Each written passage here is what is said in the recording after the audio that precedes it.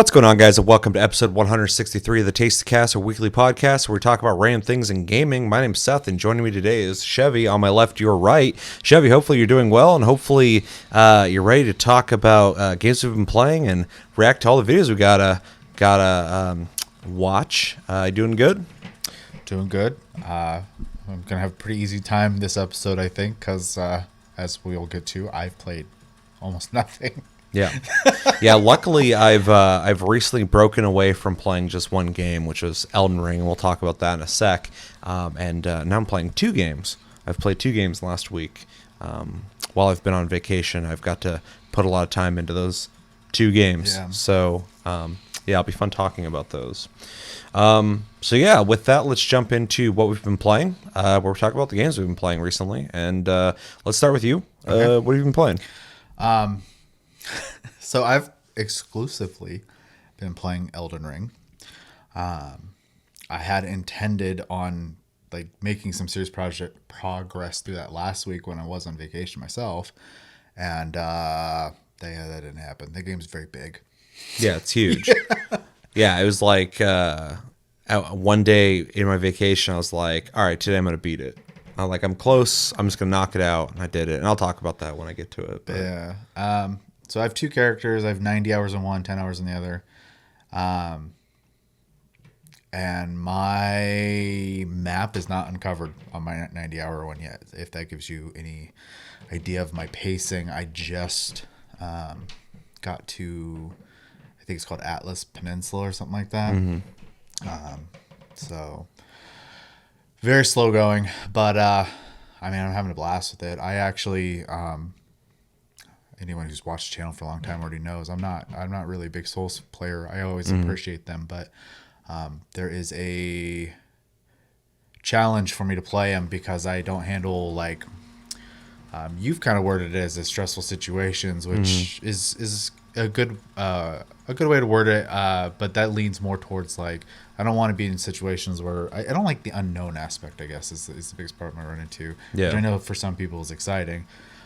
But if I go into a cave and some guy jumps out at me and hits me, the jump scare part is the part that I don't want to. I don't like it. I don't like my adrenaline going up. So, which is a weird problem to have. Well, any Soul style game made by From Software is going to have stuff like that in it because they just don't give a fuck. So yeah. So I have been playing it, but I have to go a lot slower just to get through it. But I'm having fun with it. I think the combat feels really good. It feels really fluid, more so than I remember them. But I assume that lessons learned over time, through time, slow evolution.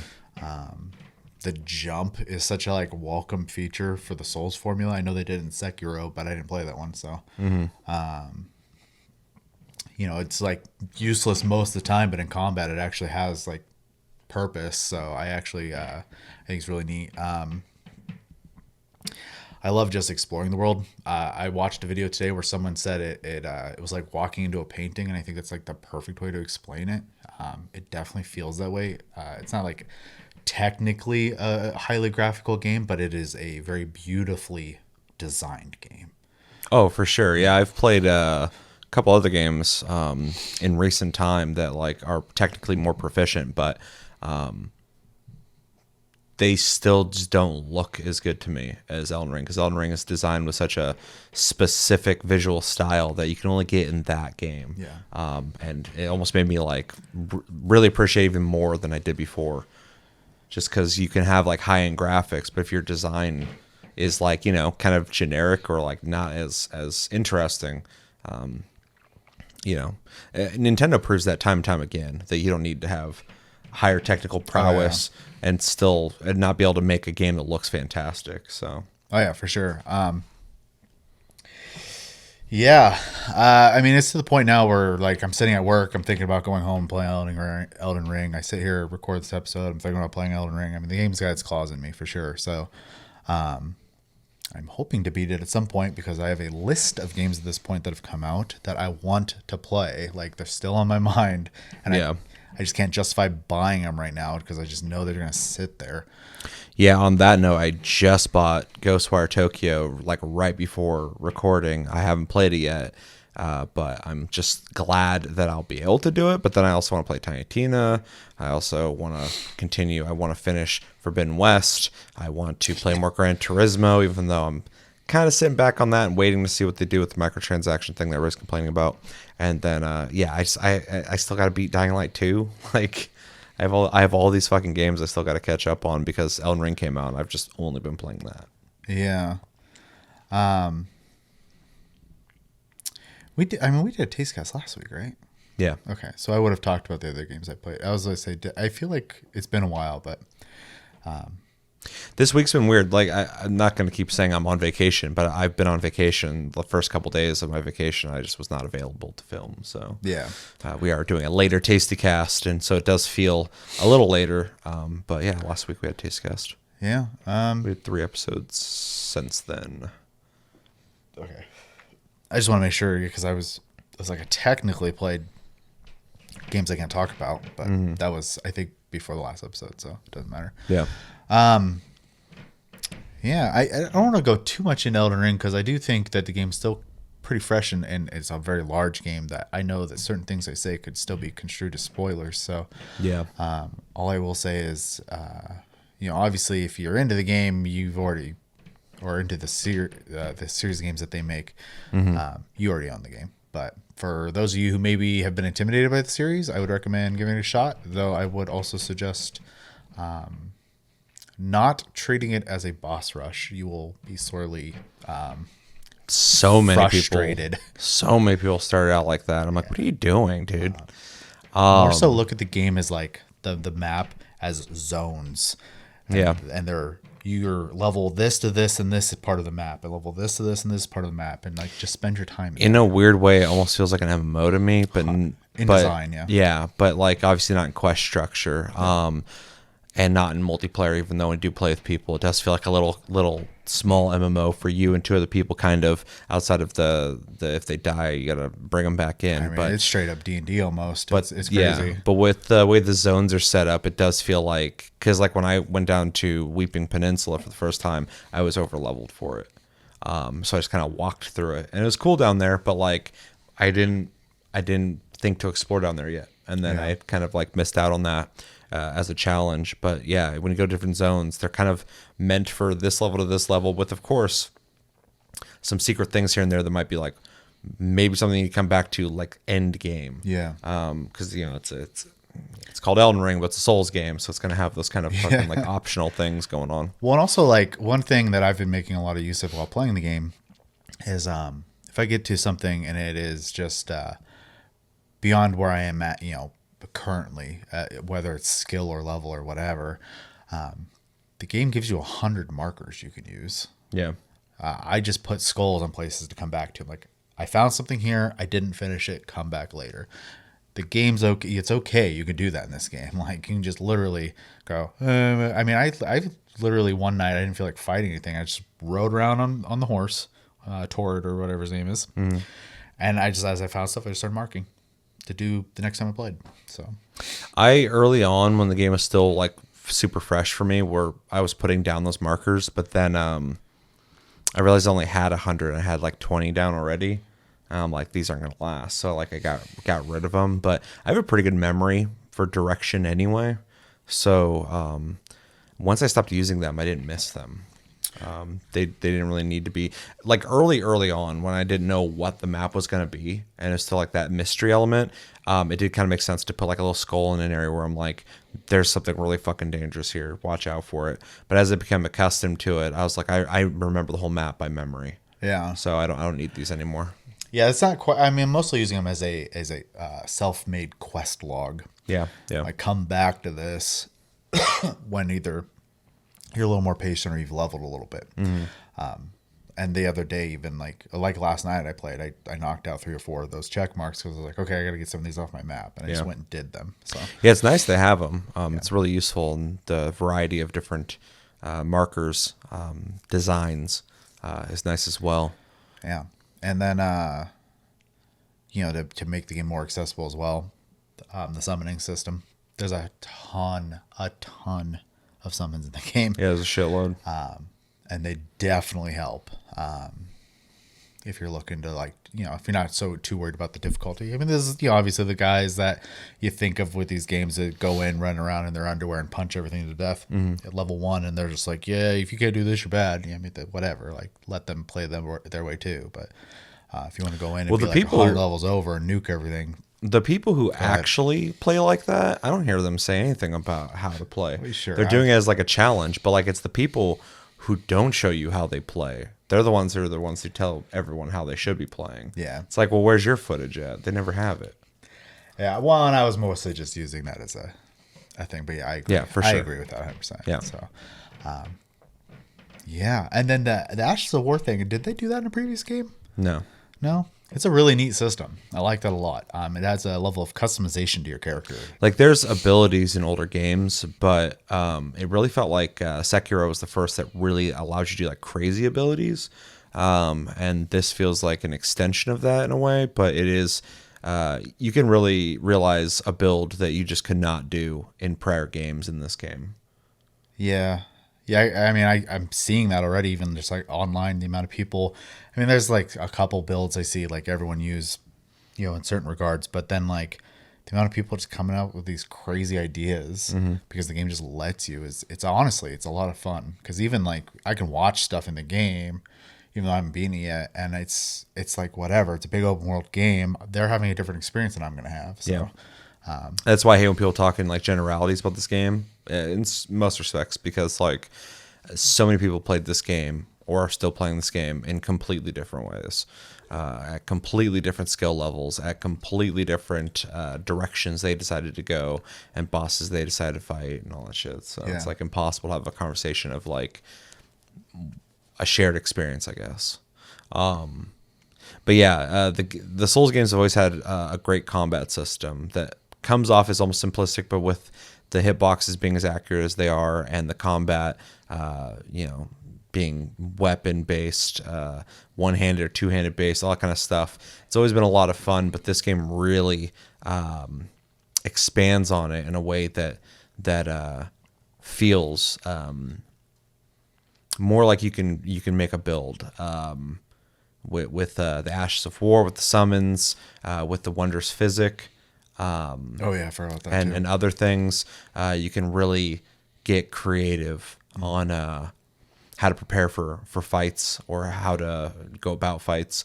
There's all these videos of people drinking a bunch of things and using a bunch of spells and stuff like that, and using the seppuku and stabbing themselves before a fight. Just buffing their attack power up. Yeah, and then they'll go in and they'll one-shot a fucking boss. And it's funny because I hope they don't get rid of that. I love that it's there. Yeah. And if everybody uses it, that's cool. It's kind of boring, but that's cool. But they create a system where you can do that. And I miss games that... you have to earn that, though. Yeah. So. You would have had to have ran around and find all those things. And by the time you've done that, you should be able to like feel OP for a second. So especially in a game that's just been kicking your ass the whole time. Well, and with that, at least from what I've seen online, it doesn't matter how high your stats are. There's still moves in the game that will take like half your health. So yeah, you're OP, but so are the bosses. Yep. So, and the bosses don't. This is something I've been talking about lately with a lot of people. Is games, their enemy AI is typically there to present challenges, to present fun, to present different ways to have to kill enemies. But yeah, like the Souls games, and even like I guess like games like Ninja Gaiden or something like that, you could probably argue for, makes their AI try to kill you. That's their purpose. It's not like what kind of crazy experience can we have here? It's just like kill the person playing. Oh, for sure. The amount of times I've like been fighting something and I've been like, wait, one sec. Yeah. Like, no, it wants to kill you. That's its objective. It will be relentless and it will not go easy on you. And so, something I thought was really good. Somebody said on Twitter when the game first came out, people were mostly discussing the idea of being judgmental. You don't see it as often as people talk about, but some guy was like, "Oh no, fuck that! Play the game how you want. Like, this game will be unfair and just fucking destroy you. So just do what you can to beat them." And I'm like, "It's pretty much that's how the game's designed. The game's designed to kill you. Like, it's not going like, well, this is going to be a hard fight, huh? It's like, no. This boss is meant to murder you as quick as possible. So you better kill him. My favorite thing coming out of all these discussions is when the devs or journalists have opinions on the game design, and they're just like complaining that all the I hate the word this way, but the Ubisoft features aren't in the game. And I'm like, that's why everyone loves it, man. Yeah. Yeah, I don't have time. I don't have time for that conversation anymore. I've been having that conversation since the original Dark Souls. That the games need to be harder. They need to have all these features. They need accessibility features, which to a certain extent, accessibility is fine. Yeah. But when you start meddling with the core design of the game, you're not asking for accessibility anymore. You're asking for someone to make the game you want them to make, and not what they've decided to make. Well, and also to a point, like not every game has to be for everybody. There should be games that are for everybody. I 100% agree. The joke I always say when people talk about this shit is, I'm like, I don't like puzzle games, so make Tetris into an FPS. Yeah. I like, it's not for me, but it should be. Yeah. So, and I don't like puzzle games, so fucking make it a shooter. Or make Tekken a racing game, because I like the characters in Tekken, but like fighting games are fucking stupid and they're too hard for me. So I want to drive, make it a racing game. Yeah. And you could argue like, well, that's a huge jump. Well, no, because the Souls games, all of them, are designed with difficulty in mind. They're supposed to be difficult. They've been balanced very well to be difficult so you can conquer them. And to back that, I know so many people from different skill areas in gaming that have all been conquering the bosses in Elden Ring at different rates. Yeah. They're still doing it. So it's just people going, I don't want to have to learn this. Okay, well, fucking you have to. You have to be willing to play the game. Exactly, yeah. No, people just want to walk through the fight and be like, well, I don't care about the challenge, I just want to beat him. Like, no. But the game's not designed for that. And here's the biggest thing. Death is not a punishment in Souls games. It's a gameplay feature. Yeah. You're supposed to die. They want you to die. It's part of the fucking gameplay. There's also literal parts of the game outside of like weird exploits, where like there's easier mobs worth tons of EXP. I guarantee that's on purpose, so that you have a place to level up. It might be. I think it's an open world game, so they didn't calculate that. But well, I think things like the bird are a mistake. The bird's a huge mistake. Yeah. Luckily, I did not unlock that area till the end of the game, because I would have been tempted to use it. Yeah. There's also a boulder early on that people were using. I heard about that. That if you dodge it, it flies off a cliff and breaks and gives you 2,000 runes, which in early game, that's a lot. If you use these, whatever, like, unless you're going around bragging about like how you leveled up so quickly and said you use those means, I'd be like, well, there's a caveat to that, of course, but who's doing that? If you're just playing the game, you want to enjoy it and you want to use those, I don't give a fuck. Also, skill's going to trump levels. You're still going to need to be able to beat those bosses. And some of the bosses are pretty fucking tough. There's a reason you can level 0 or level 1 the game, in every Souls game. Yeah. If you get your parries and your dodges perfect. If you just know the boss fight, like that's all it comes down to, and that's going to come differently to different people. That's where the levels come in. I mean, it gives you an edge. So, but yeah, I just going back onto what we're talking about. I just don't have patience for these conversations anymore when it comes to the game being easy. Or I forgot how we even got on this. What was the part you said? Developers from AAA companies and journalists. People wanting it to be the streamlined Ubisoft experience. I have no fucking patience for that because, first off, not every game needs to be the fucking same. That'd be so boring. We've already gone through eras in gaming where that happens and everybody complains, and they'll do it again. Say we're going through it right now, to be honest. Yeah, sure. And you see that fucking EA's already working on the next Battlefield? Yeah, I also heard they had to like make a quick like decision to change it because of the reception of the last game. So. Well, yeah, and they're like, our lessons have been learned. I'm like, what lessons? Fucking making a game or half making a game, releasing it, being confused on why people didn't want to play it, blaming it on another game, Halo, and then abandoning it when you haven't even finished it to make a new game. Are those the lessons you fucking learned? Anyway. I mean, I'm honestly hoping that when they see the dollar symbols that Elden Ring has made, that some of them will take some notes. I think Elden Ring is going to be influential for a lot of people. Yeah. Which is pretty cool to see because it's just a completely fucking solid game, and it came out complete, full of content. all that shit. And so people bitch about like, well, the HUD could be better. No. The HUD's fine. This is how they made it. It works just fine.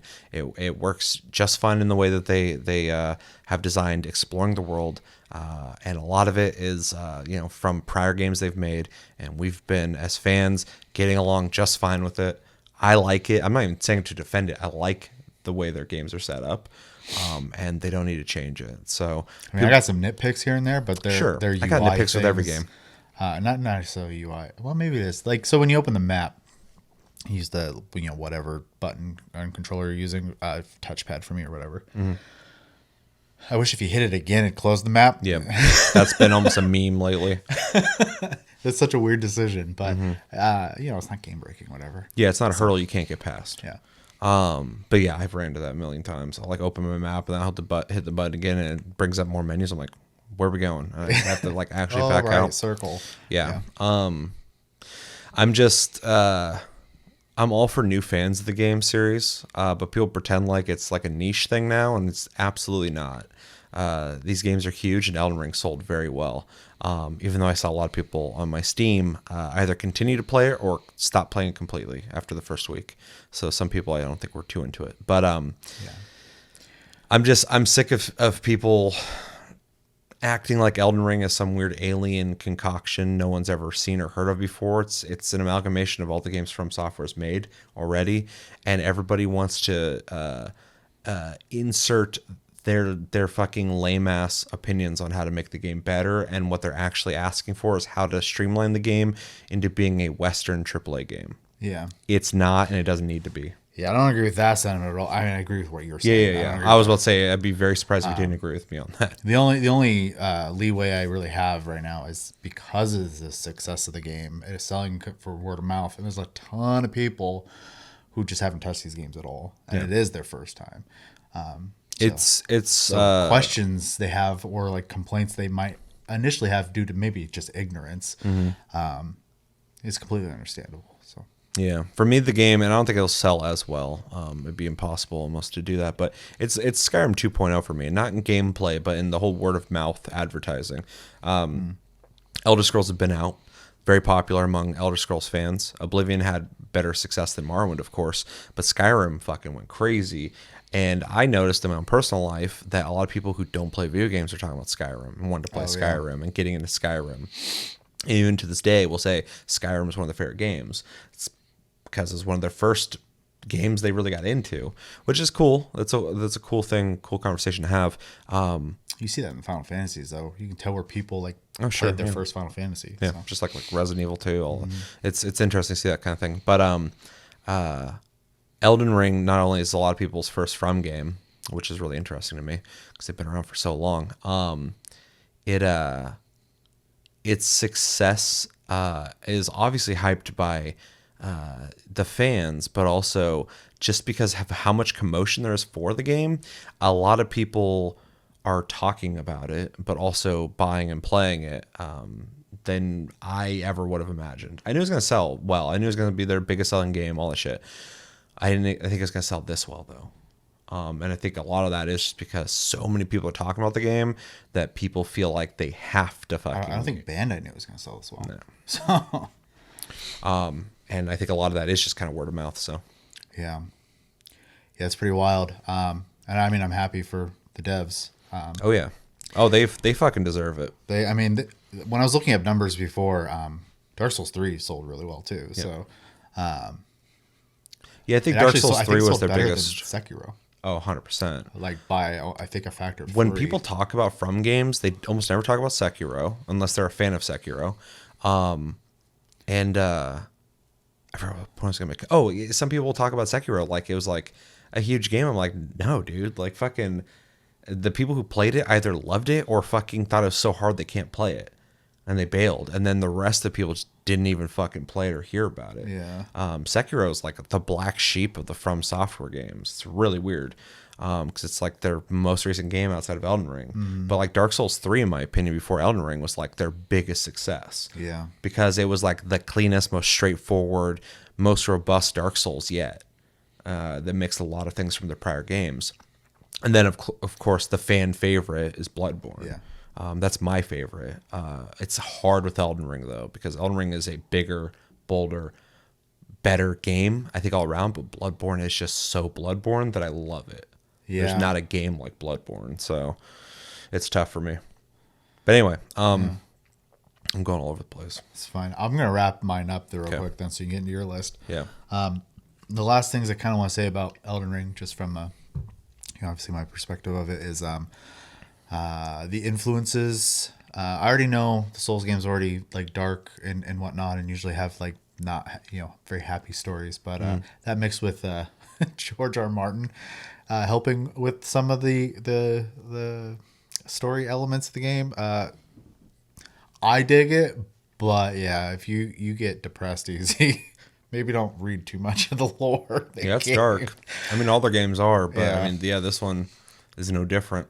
Yeah, all these like wonderful people you meet usually don't get very happy moments. So, and then the voice acting is like way better than it probably should be in this game. It's weird. Like, I used to think like Demon Souls and Dark Souls 2 had like bad voice acting because they sound monotone, but then within the realm of these bleak worlds they live in, it's like, why would anybody have any kind of enthusiasm for anything? Yeah, the world sucks. Everyone's just soft spoken, but it's not bad voice acting. Yeah.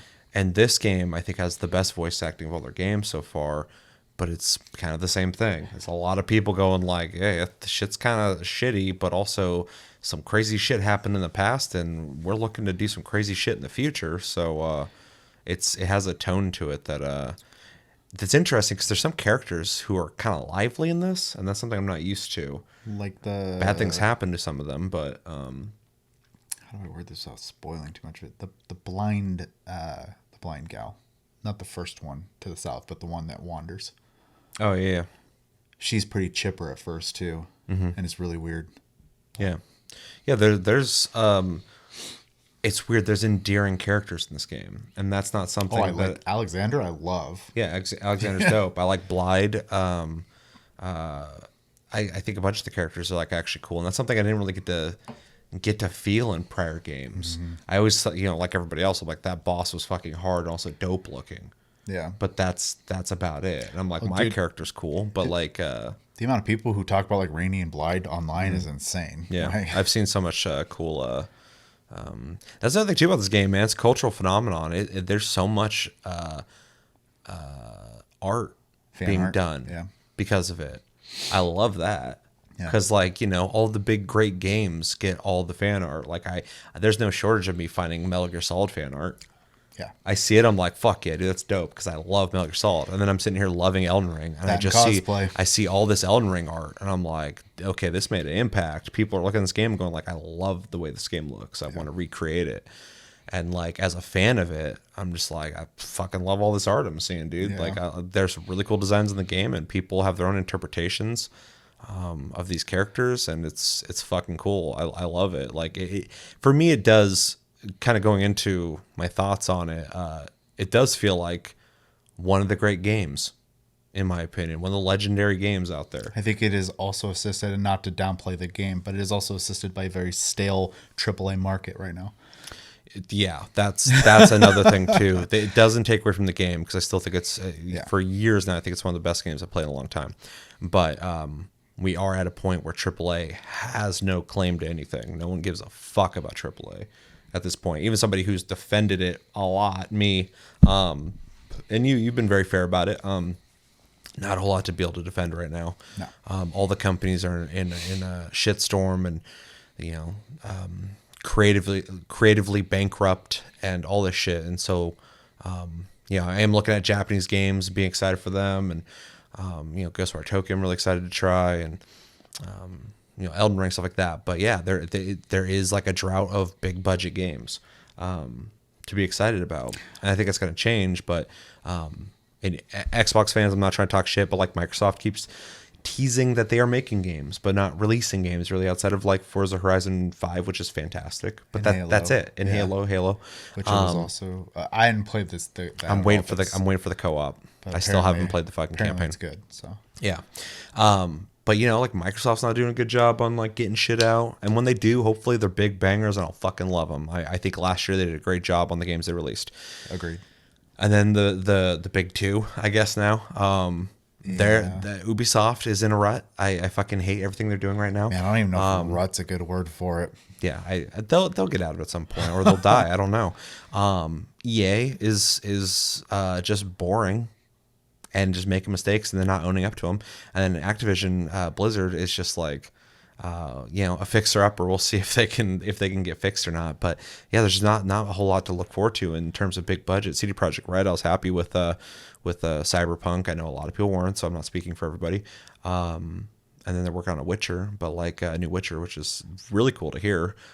Makes sense and smart for them to do it. Damage now. Yeah, 100%. So. That's why they're gonna do Unreal 5. They're gonna make something people want. It's smart. I get what they're doing.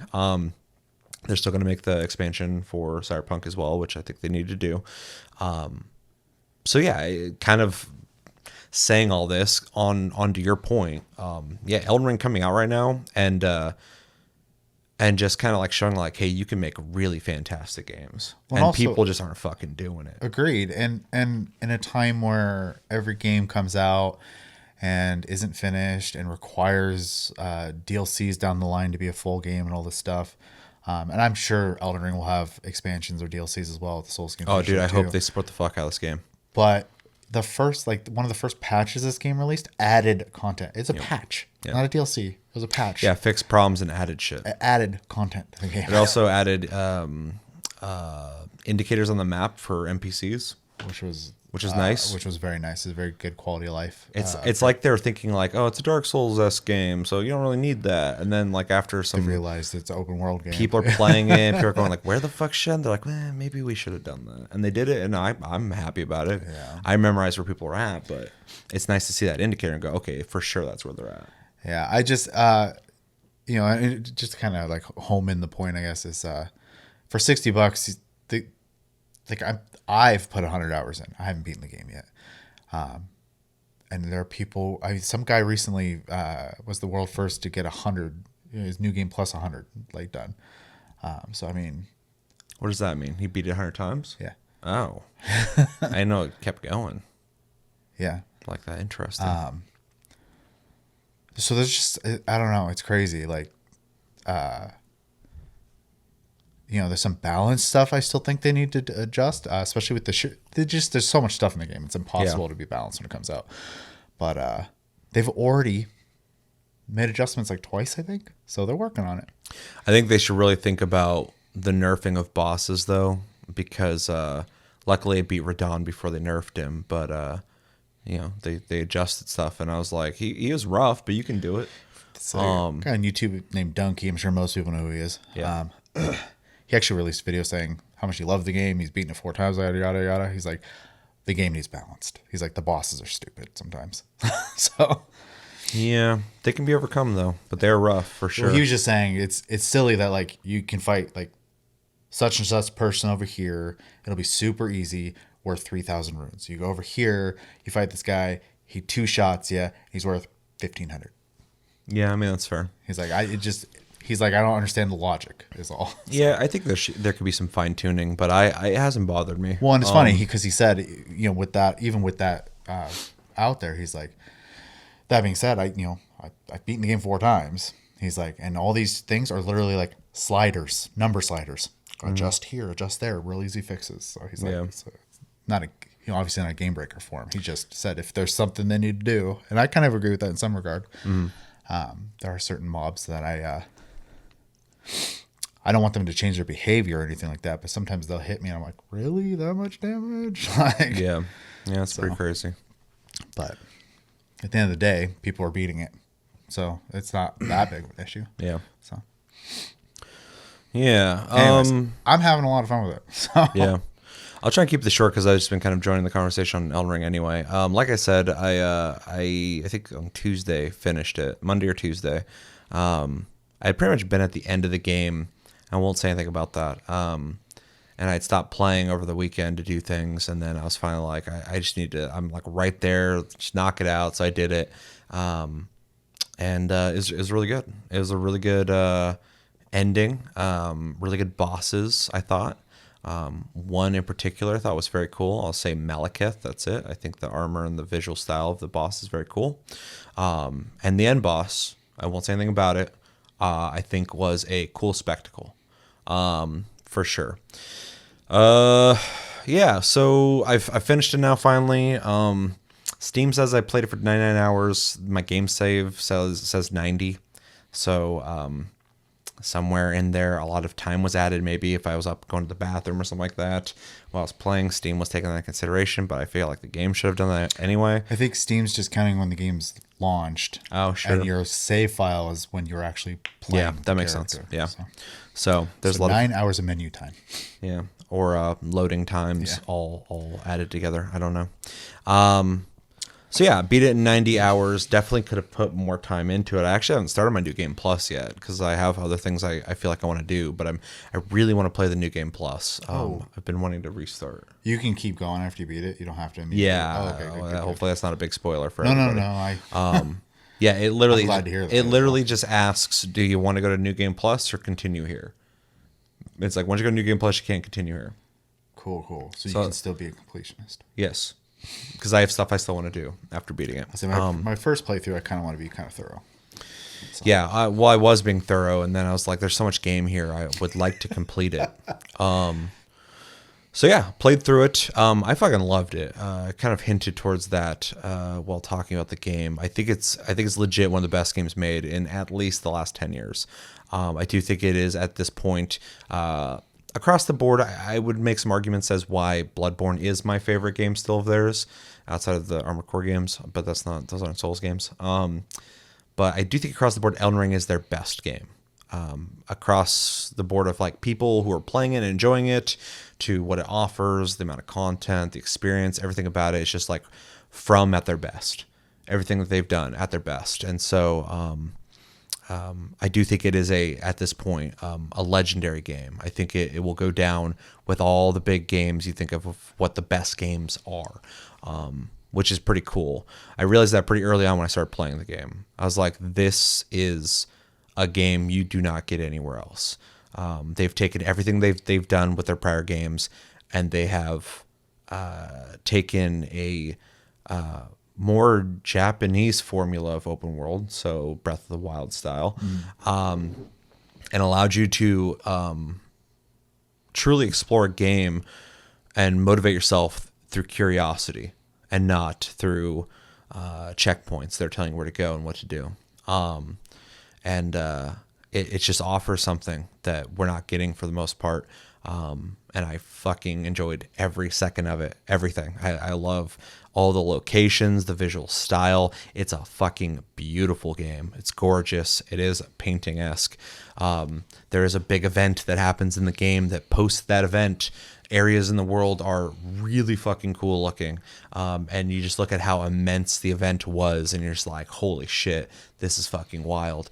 There are things on the map that fucking change in big ways after certain fights that allow you into places that you couldn't have gone before. Maybe there's a way in there, I don't know. But just the map design that From Software is known for on all their games is just present and fucking expanded to such a crazy degree that's just like I didn't think it was possible, and they did it, and I'm sure it wasn't effortless, but compared to other people, it just seems so natural that they made this world so fucking intricate. It's insane. And working out of the box. Huh? And working out of the box. Yeah. It's such a fucking pleasure to play. The combat's awesome. The ability to build your character is fucking great. The amount of weapons and armor in the game is fucking dope. You can be Guts. You can be Guts. The game does have some very straightforward nods, which makes complete sense with the creator of Berserk passing away recently, which I thought was very cool because it's always been a huge inspiration on the Souls games. And yeah, it's just I mean Torrent being added to the game is a great feature. The scale is insane, dude. Like I brought up when we're playing early on, but like when you first go into Stormvale Castle and I'm wandering around there, I'm like, this could be a whole section of a game on its own.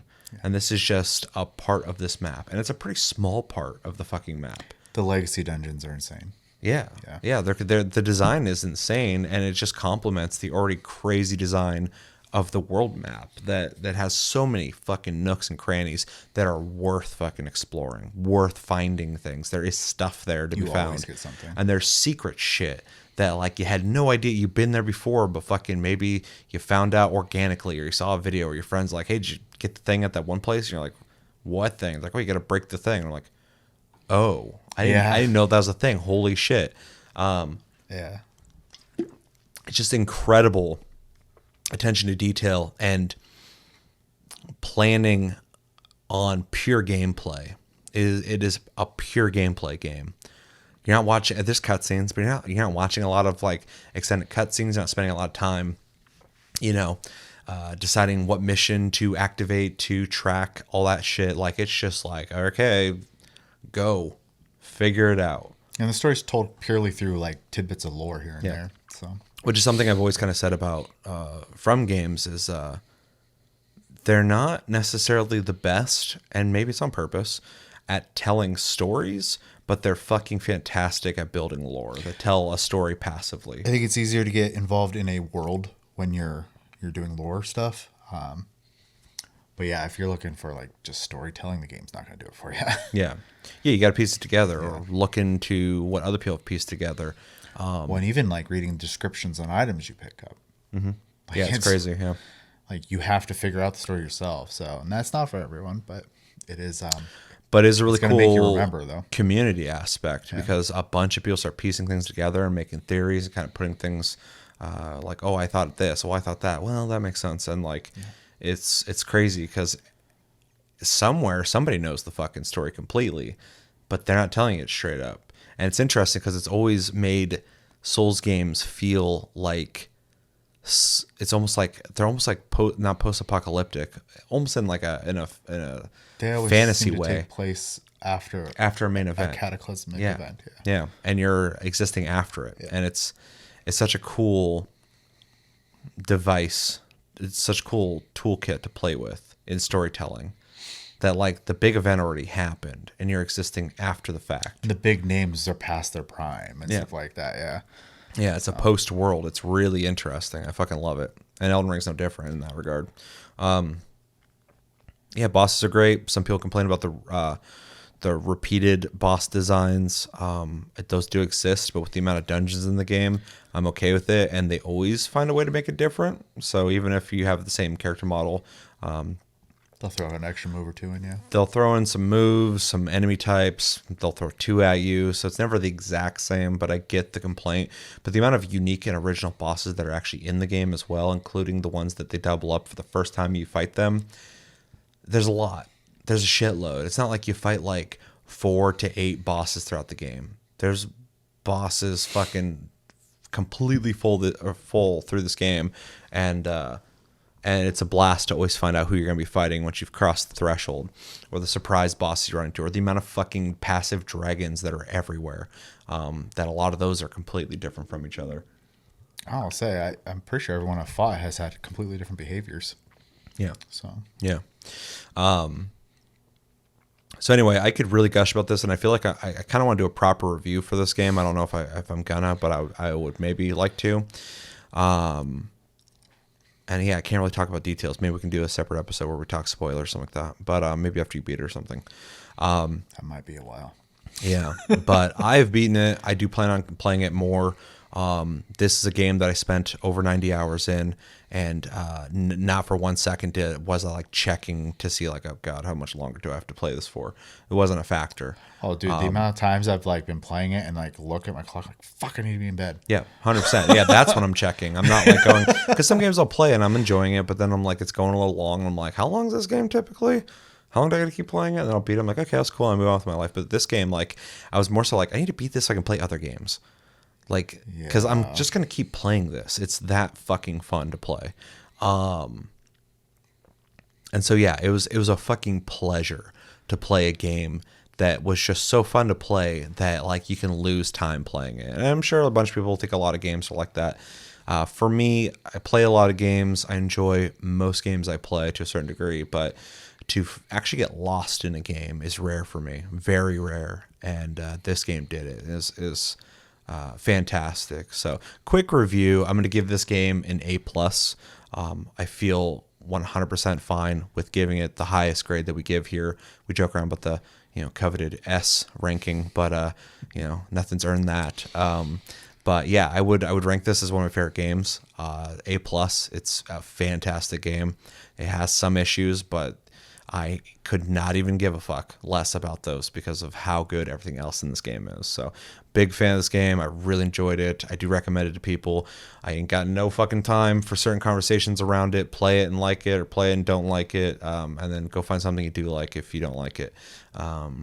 But it's got its audience, it's got its fans, and it's got new fans now, and it deserves it because the effort they put into this really, really, really puts a lot of fucking people to shame in what they're releasing and charging the same amount of money for, or more.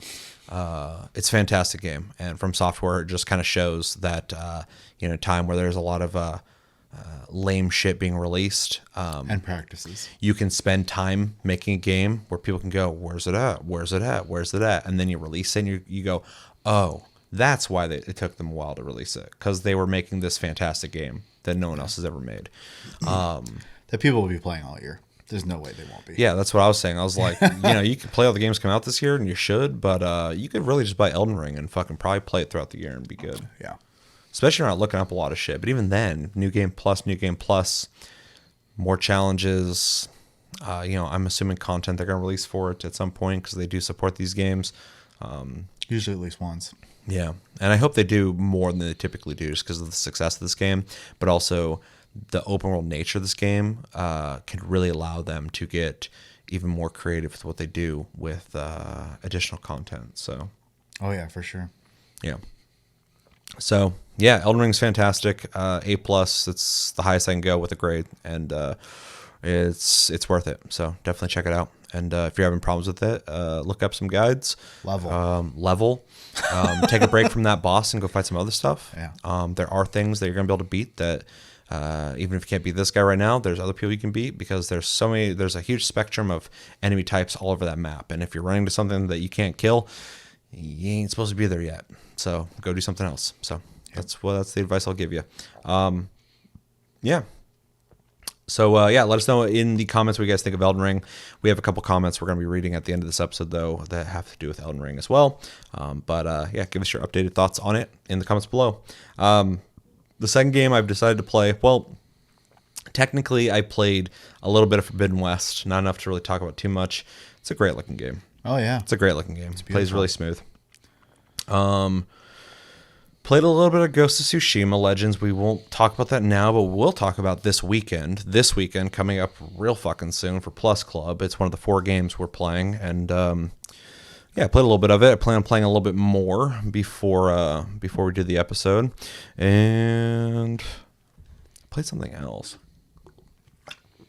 Maybe some Gran Turismo. I don't know. I don't remember. It's all blur. I've been playing a lot of Elden Ring.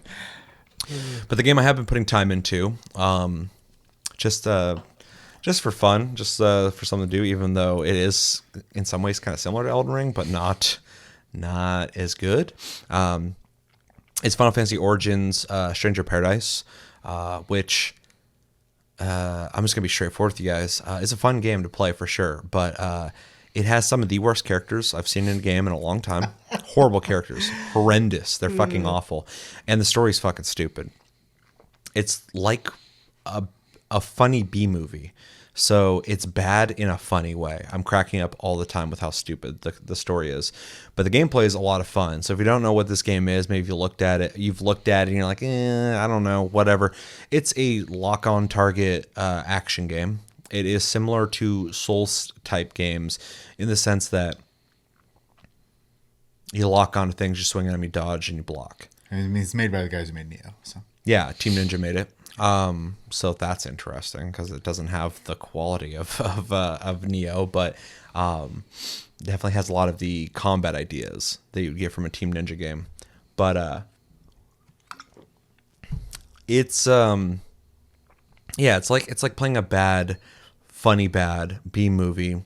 But the thing that they do that's interesting in this game, and I hesitate to say it's a Souls game because it doesn't present itself in a way that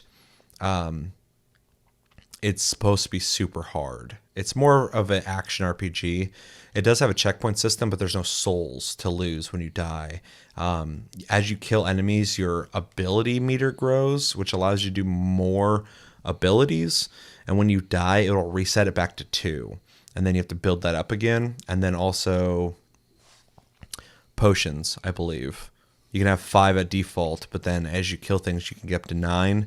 I think when you die, it resets to 5, but that might just be if you use them. I don't know. It's got a weird system, but my whole point is it's not a Souls game. But it is influenced lightly by it. It's not another Neo either. It's its own thing. The thing that differentiates it, though, is leveling in this essentially is you pick a job, some of the basic jobs you'd assume from a Final Fantasy game, and as you max it out, it'll have 2 avenues at the bottom of the skill tree for that job that you're playing that will lead into 2 other jobs. But to get those jobs, you have to also complete another job that leads into it as well. So maybe you need pugilist, which leads into monk. But to get monk, you need pugilist and another job. And when you complete those 2, now you've unlocked monk. And then at the end of monk, it goes into, I think, tyrant and assassin, or assassin and ninja maybe. And to get those, you have to do monk and some other job. And so it has this like really robust system of just a shitload of jobs with skill trees that allows you to explore new ways to fight in the game with new weapons, but also unlock abilities and stats from each job that carry over to other jobs, thus making your character over time more powerful. It's a really cool system. I really enjoy it. Every job maxes out at 30. So I have most of my jobs at 30 already, which is kind of crazy. I think I've put 22 hours into the game already. So I've been playing it. And I'm really enjoying the job system. I would also say I kind of thought it was kind of quick because I saw people on Twitter talking about beating it pretty shortly after it came out. So yeah, I feel like it's not a super long game, but I've barely touched most of the map. So I don't know. I'm doing all the side quests though. I'm doing a lot of grinding too. It's an RPG. Yeah, because I just want all the jobs knocked out. Mm-hmm. So anyway, yeah, so the job system's really cool. The combat's fun. It's a little sloppy compared to like Neo. Neo is like so good. But it's good. I think it's fun. And like I said, I really like the diversity in jobs. And I like that you can be like a healer or like a crit-based damage dealer or like fucking, some kind of magic user that nukes things. It gives it a cool class-specific combat that I really like. I would also say that this game is a hard co-op game. You should play this with at least one other person or 2 other people. And it's no bullshit co-op. You literally do missions, and then you're in a lobby with them after you beat the mission. And if you die, you have Phoenix Downs, and the Phoenix Downs, you have 3 of those. Anytime you grab a checkpoint, it refills those. If you run out of your Phoenix Downs, you have to restart. It's no big deal. And yeah, in the lobby system, they just pick the next mission, whoever's hosting. And not only do you stay with them, play with them on whatever mission they pick and you ready up on, their progress on missions is your progress on your save, which is nice. So if we both beat the same mission, when I start the game up, that mission will be beat for me. That's nice. So it sounds like they took stuff they did in Neo 2 and just made it even more co-op friendly. So pretty much, yeah. Yeah, it is nice. The only time it'll ever kick people from playing together is if, for instance, there's a mission, I think it's like the 6th or 7th one, where you have to make a decision. And when it asks you to make that decision, it will kick the people with you so that you can make that decision. And then after they can re-invite you. But yeah, it's fun. I don't have a whole lot to say on it outside of what I've already said. Like I said, the characters and the story are really bad. Really fucking bad. But it's funny bad. It's not bad, like frustrating. I just am constantly like, what? Like Jack really wants to find chaos. Like when people were making jokes about him looking for chaos, like I was like, yeah, I saw he said it in the trailer or whatever, but he literally every cutscene brings up chaos. he's like, "Are you Chaos?" And like someone's like, "No, I work for Chaos." He's like, "Well, I'm gonna kill you." And it's like, okay, like cool.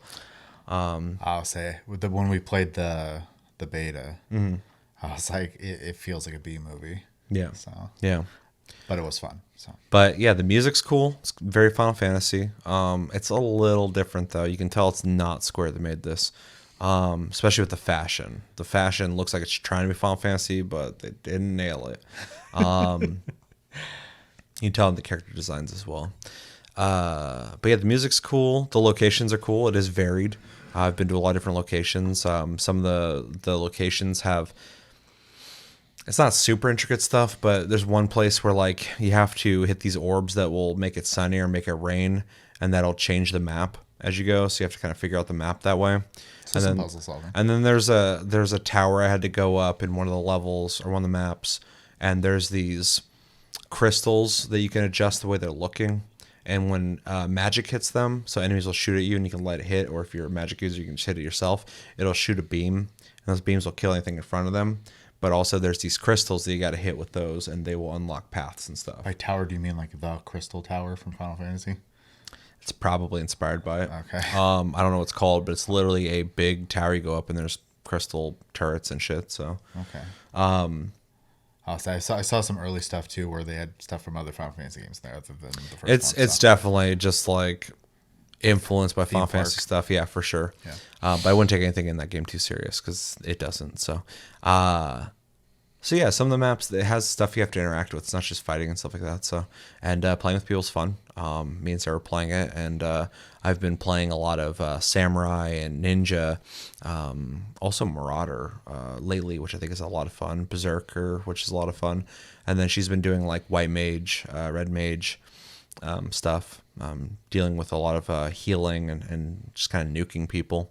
And I enjoyed Black Mage in beta, and White Mage. Yeah. I didn't get Red Mage. That's the way to play the game, because the AI is so bad in the game that a lot of times, especially during boss fights, they just stand in the background talking while the boss is just up my ass the whole time. And every once in a while they'll hit it, and then it'll hit them and then come right back after me. And then they'll just be in the background sitting there looking at him, like walking towards him, not doing anything. And I'm like, even if you had one person playing with you, it would significantly change the way this boss fight goes. Because the AI is so bad that it's almost like you're by yourself fighting the boss. It's too bad they didn't improve that more, because I know that was like one of the major feedbacks they received. Well, it's improved compared to what I originally played, but not by much. It's pretty horrendous fucking AI. So with playing with people, fights feel completely different. But I do think things stack. I think they scale, because I fought a boss that I didn't have a problem with Sarah later, and the boss was way harder when it was me and her fighting it. And I was higher level then than I was when I originally fought him. But when he hit me, it was like almost killing me in like 2 hits. And I was like, so Jesus. Scaling was pretty crazy. Yeah. But still much better playing with somebody than with the AI. So that's how I would recommend playing the game if you want to play it. Yeah, 'cause the AI sucks. But it is cool that the AI characters, you can swap them out for different party members. You can put any items on them you want, depending on their class, and then later they unlock more classes that you can spec them into and let them level to 30 themselves. So there's some progress going on there. It's not just your character. So plus you can upgrade weapons, which I think is pretty cool, but I haven't really found a reason to do that yet because the amount of loot in this game is fucking insane. So because I am getting new loot constantly, I'm not going to spend resources upgrading loot. Yeah, I wonder if that's just going to be more of like a quote-unquote end game thing to do. I feel like it. That's the only time I'm going to be doing it, so. Yeah. But we'll see. Huh. Yeah, it's on my list. I can't devote time to that and Elden Ring, so. Yeah, I mean, I didn't play it until I was done, so. So, yeah, that's what I've been playing. And then I plan on playing Tiny Tina and Ghostwire Tokyo. Yeah, I might after we're done filming. Go ahead. I keep saying that, but I might go ahead and just pick up Ghostwire because I imagine it'll be a shorter game. Yeah, I think people are beating it like 20, 30 hours. Yeah, so But I mean, I played like 2 hours of Horizon, and then Elden Ring came out. I was like, well, guess I'm not fucking playing that anymore right now. Yeah, I played quite a bit of Horizon or Forbidden West, but yeah, once Elden Ring came out, I was just done with it. Yeah. So, and it's nothing wrong with that game. That's my complaints with Aloy's writing, but gameplay wise, it's a fucking that's a really well made AAA game. Yeah, it's funny because like it's just bad timing. Because there is nothing necessarily like wrong with that game. Though in Elden Ring's defense, because a lot of people are kind of, it's almost a meme at this point. They're like, oh, poor Forbidden West. Elden Ring came out and now no one's talking about it. I'm like, that is true, and it does kind of suck because this has happened to them twice. But all that tells me is, and I don't mean to insult anybody, but like if Forbidden West was as I guess magnetic to people as Elden Ring, it wouldn't have gotten overshadowed. Yeah, exactly. So I'm not saying it's a bad game, but obviously people are talking about and playing Elden Ring more than they're talking about and playing Forbidden West. Yeah. For a reason. They didn't plan that. They didn't go, well, fuck Forbidden West. Maybe people on Xbox did. I don't know. But Sure. but really all that speaks on is how good Elden Ring is, or at least how culturally impactful the game is. Yeah. If Forbidden West was as impactful, it wouldn't have gotten overshadowed. And I honestly don't think it did get overshadowed. I think the conversation just changed to Elden Ring, but Quickly. yeah, because it's new and exciting, and fresh. Yeah. Everybody knew what they're going to get with Forbidden West. They knew they're going to get a great AAA game, and they got that. I mean, even playing it, I was like, yeah, this feels comfortable. Yeah, this is about right. It met my expectations. But yeah. It slightly exceeded them in its visual style or visuals in general, but Elden Ring completely blew me out of the fucking water. Whereas like Forbidden West, I'm like, yeah, this is what I expect from a AAA game on PS5 right now. So that's crazy. Yeah, it is. It is really crazy. And so I do feel for the developers of Forbidden West because they put plenty of fucking work into their game, and it's one of the best looking games ever made. I'm sure it sold plenty. And it's running on PS5, and it sold plenty. Yeah. But people keep making the joke that Elden Ring robbed them of something. It's like they couldn't have gotten robbed by Elden Ring if they made something that was just as impactful. So I'm not trying to insult anybody, but Elden Ring doesn't have something to rob them of that attention outside of just existing. And so it's no one's fault other than their own, I guess. So I'll leave that as that. And I haven't played anything else. You got anything else? No? I'm raiding on weekends still. That's about it. All right. Well, let us know. Yeah, I would like to play some more Lost Ark too, but I just haven't had time to do that. Let us know in the comments what have you guys been playing lately? Anything you would recommend us play, especially because we've only been playing Elden Ring. Maybe you played something that you're like, hey, don't fucking forget about this. Hey, maybe you should finish that. Throw out your recommendations. Also, what have you been playing? Have you been playing Elden Ring? Have you been liking it? Have you not been liking it? Anything about that game that you're not really digging?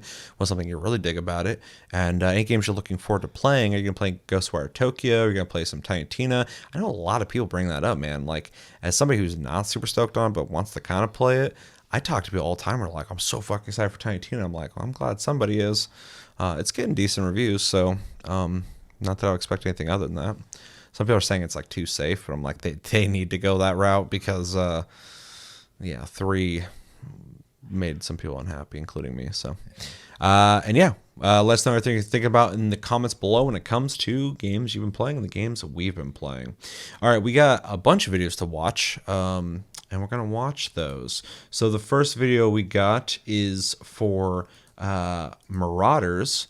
This is the official announcement trailer, and this is a new game that just got announced recently. And the description for it says, step into the diesel punk setting of Marauders for some solo or up to 4-player PvE or PvP space pirate looter shooter action using your earned in-game XP to purchase persistent gear along with upgradable ships. For the dogfighting side of gameplay, Marauders will enter PC early access later. Sounds like a cool premise to me. I haven't watched this, but I have been hearing people say that it's like Tarkov and Hunt, which of course speaks to me as a huge fan of Hunt Showdown. And so I'm definitely interested in watching this. Thoughts on this? Obviously I haven't seen it, I don't think. But the premise? I it's really hard for me to have any thoughts. I didn't even know what it was until you told me we were going to watch it. So Perfect. That's what I like to hear. Well, I figure we should just watch it then, and then we can talk about it. This is only a minute long, so let's do it in 3, 2, 1, and go. Product not yet rated. Wow, Thanks. that was really loud. 1992.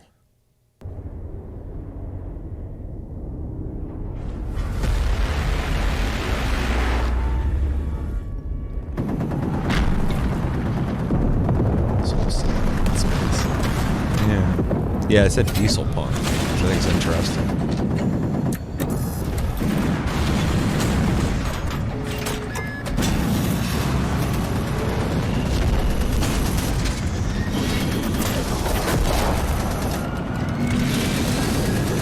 It's got an interesting art style.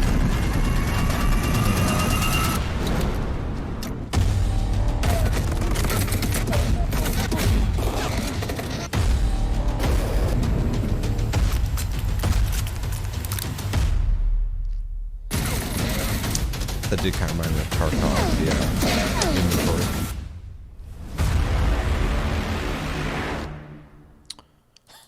That was a tiny trailer. That was very brief, yeah. All right, well, is there anything at the end of this? Team 17. Oh. They got NFTs coming out, dude?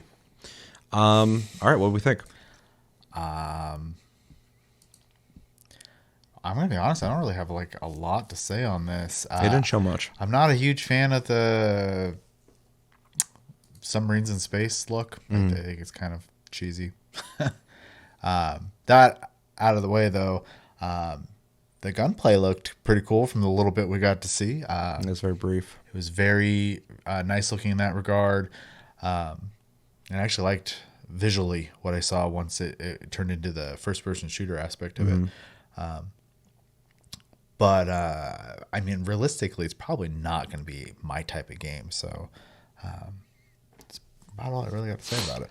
Yeah. Well, the description is interesting because they're talking about ship combat, dogfights, and we didn't really see a whole lot of that, but we saw, smaller ships flying around. So the thing I think is intriguing is the whole idea of, like, it shows them launching into a bigger ship. And I'm assuming those are going to be, like, where you're playing at. And the graphics look good. The animations look good. It's definitely an indie game, but it looks pretty decent. Gunplay looks decent. Can't really tell a whole lot from it, but it looks playable.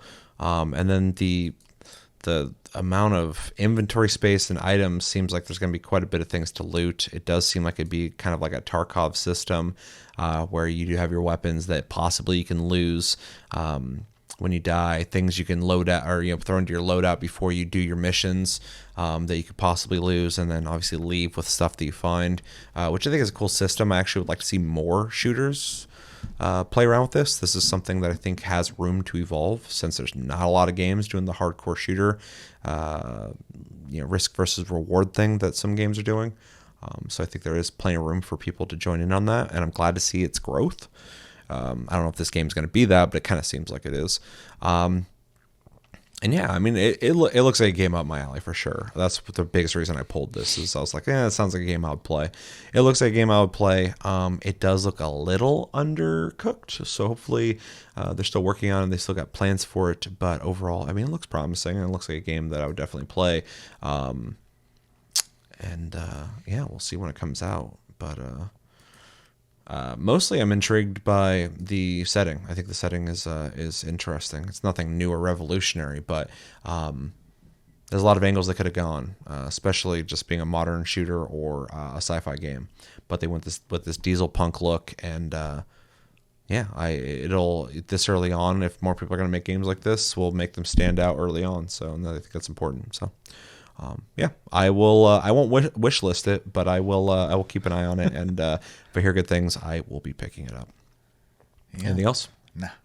All right, let us know in the comments. I was very quick. What did you think of Marauders? This is a game that you would play. Are you hyped for it? Are you not hyped for it? Have you played games that possibly could be similar to it, like Hunt Showdown or Escape from Tarkov? I know a lot of people play Tarkov. A lot of people play Hunt now. It's really weird. If you don't, if you're not interested in this or you don't play games like that, let me know why in the comments as well. And yeah, let's move on to the next video. We got a new Ghostbusters game, Spirits Unleashed, official reveal trailer. Now, this is being made by Ilphonic. Ilphonic made the Friday the 13th game, and they made the Predator Hunting Grounds game. So these guys can get big brands somehow. That's all they do, apparently. That's all they do is get big brands and make half-baked fucking games that are kind of fun, but also underdeveloped, in my opinion, typically. This will also be a 4v1 game, like they do with all their big brand titles, in which 4 people will be Ghostbusters and 1 person will be the Ghost. Yeah. So, anything you want to say on that before we watch this, or should we just watch it and then discuss it?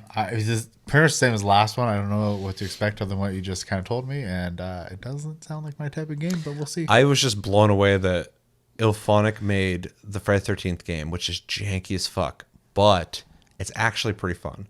I actually got really into it when I was playing it. But it's unfinished for fucked up reasons. And then they made the Predator game, and it could have been good, but it feels underbaked and was not optimized well. Going through menus to customize your character took longer than it should because everything loaded for like a split second. So the whole experience is just slow and clunky. Yeah. So it seems like they got ideas, but they're also kind of struggling with their games. And so I just think it's really fucking hilarious that not only are they making another game like the games they made before, so they got the 4v1 thing down. They've been doing that for a little bit. But, or what's that called? Asymmetrical gameplay. But not only are they doing that and they got that down, they got another big fucking brand. And in my opinion, they're pretty unproven still. So it's just like, how are they getting these locked in? Did somebody work for this company, like know people? Or they're really good at talking. Possibly. It's typically who you know, though, in my opinion. But yeah, maybe they are just really good at selling ideas. They're like, hey, no one's making a Ghostbusters game. Fucking, we've made some pretty big titles ourselves. We won't tell you how those did, but we did it. Yeah. And we'll do it for you, too. So, anyway, we should watch this, then we talk about it. This is Ghostbusters Spirits Unleashed official reveal trailer in 3, 2, 1, and go. Yeah, we saved the world a few times.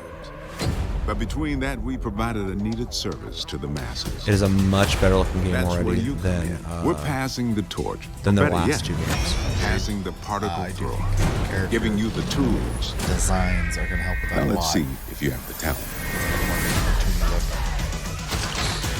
Well, it's also smart too because the Keep 2 your head up brands they fucked around and your before equipment charged. were like mature titles with blood and all this crazy shit.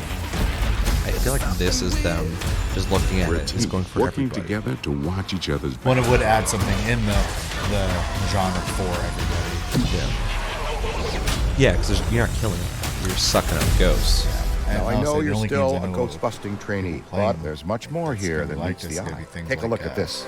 Dead by Daylight, which You know, have the still chance updating all to the see time. firsthand And, what exists on the other maybe side. not quite the same, but like how Phantasmaphobia Catching is, ghosts is only the half of one.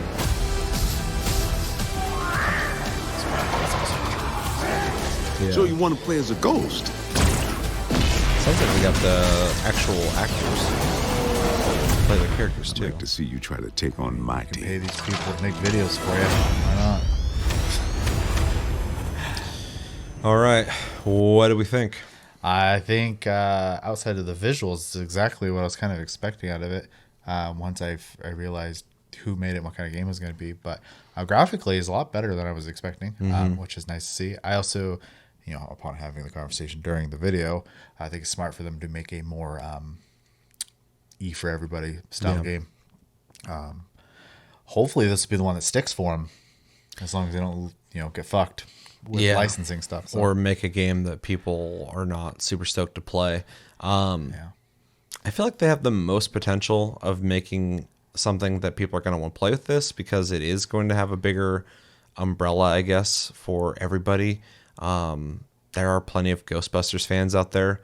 And it's a game, not the 4v1 thing, but like, using the rays and stuff to fucking suck up ghosts. there's one other game like that came out years ago, the Ghostbusters game. So Yeah. it's going to offer something that people aren't going to be able to get. And it is a good looking game. It's a clean looking game. It's not the best looking thing I've ever seen, but compared to their other games, visually, this isn't going to hold people back. You look at the Predator game, you're like, that game looks kind of like a fucking PlayStation 2 game. But this is like, no, it looks like a clean indie looking game. And 4v1, that's plenty of people to get into a room, and if you can get enough people to play it, I feel like you can get a big enough community playing this game. I think also with the kind of in the same vein as like Dead by Daylight, the one role is very open for creative freedom or licensing of things. They can make whatever kind of ghosts they want and give them whatever kind of moveset they want, and it'll fit.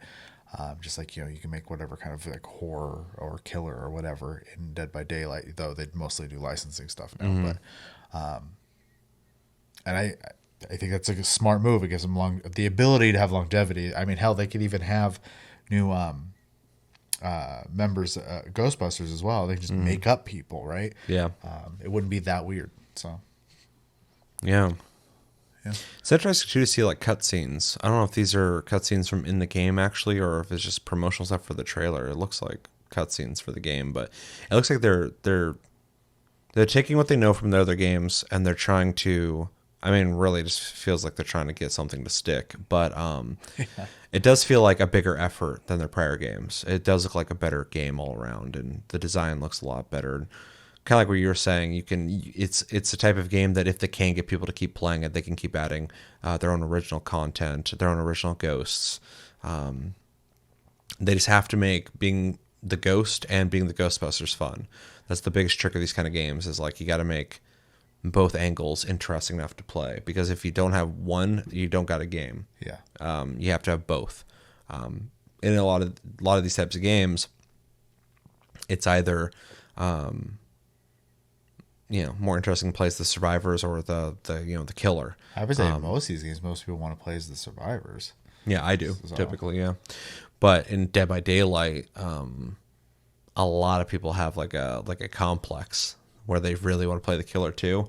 But there have been times when I've been into that game where like it takes a little bit to get into a room because there's one killer per 4 people playing. Yeah. And so when you're playing Survivor, there's a good chance you're going to be waiting on people to play killer.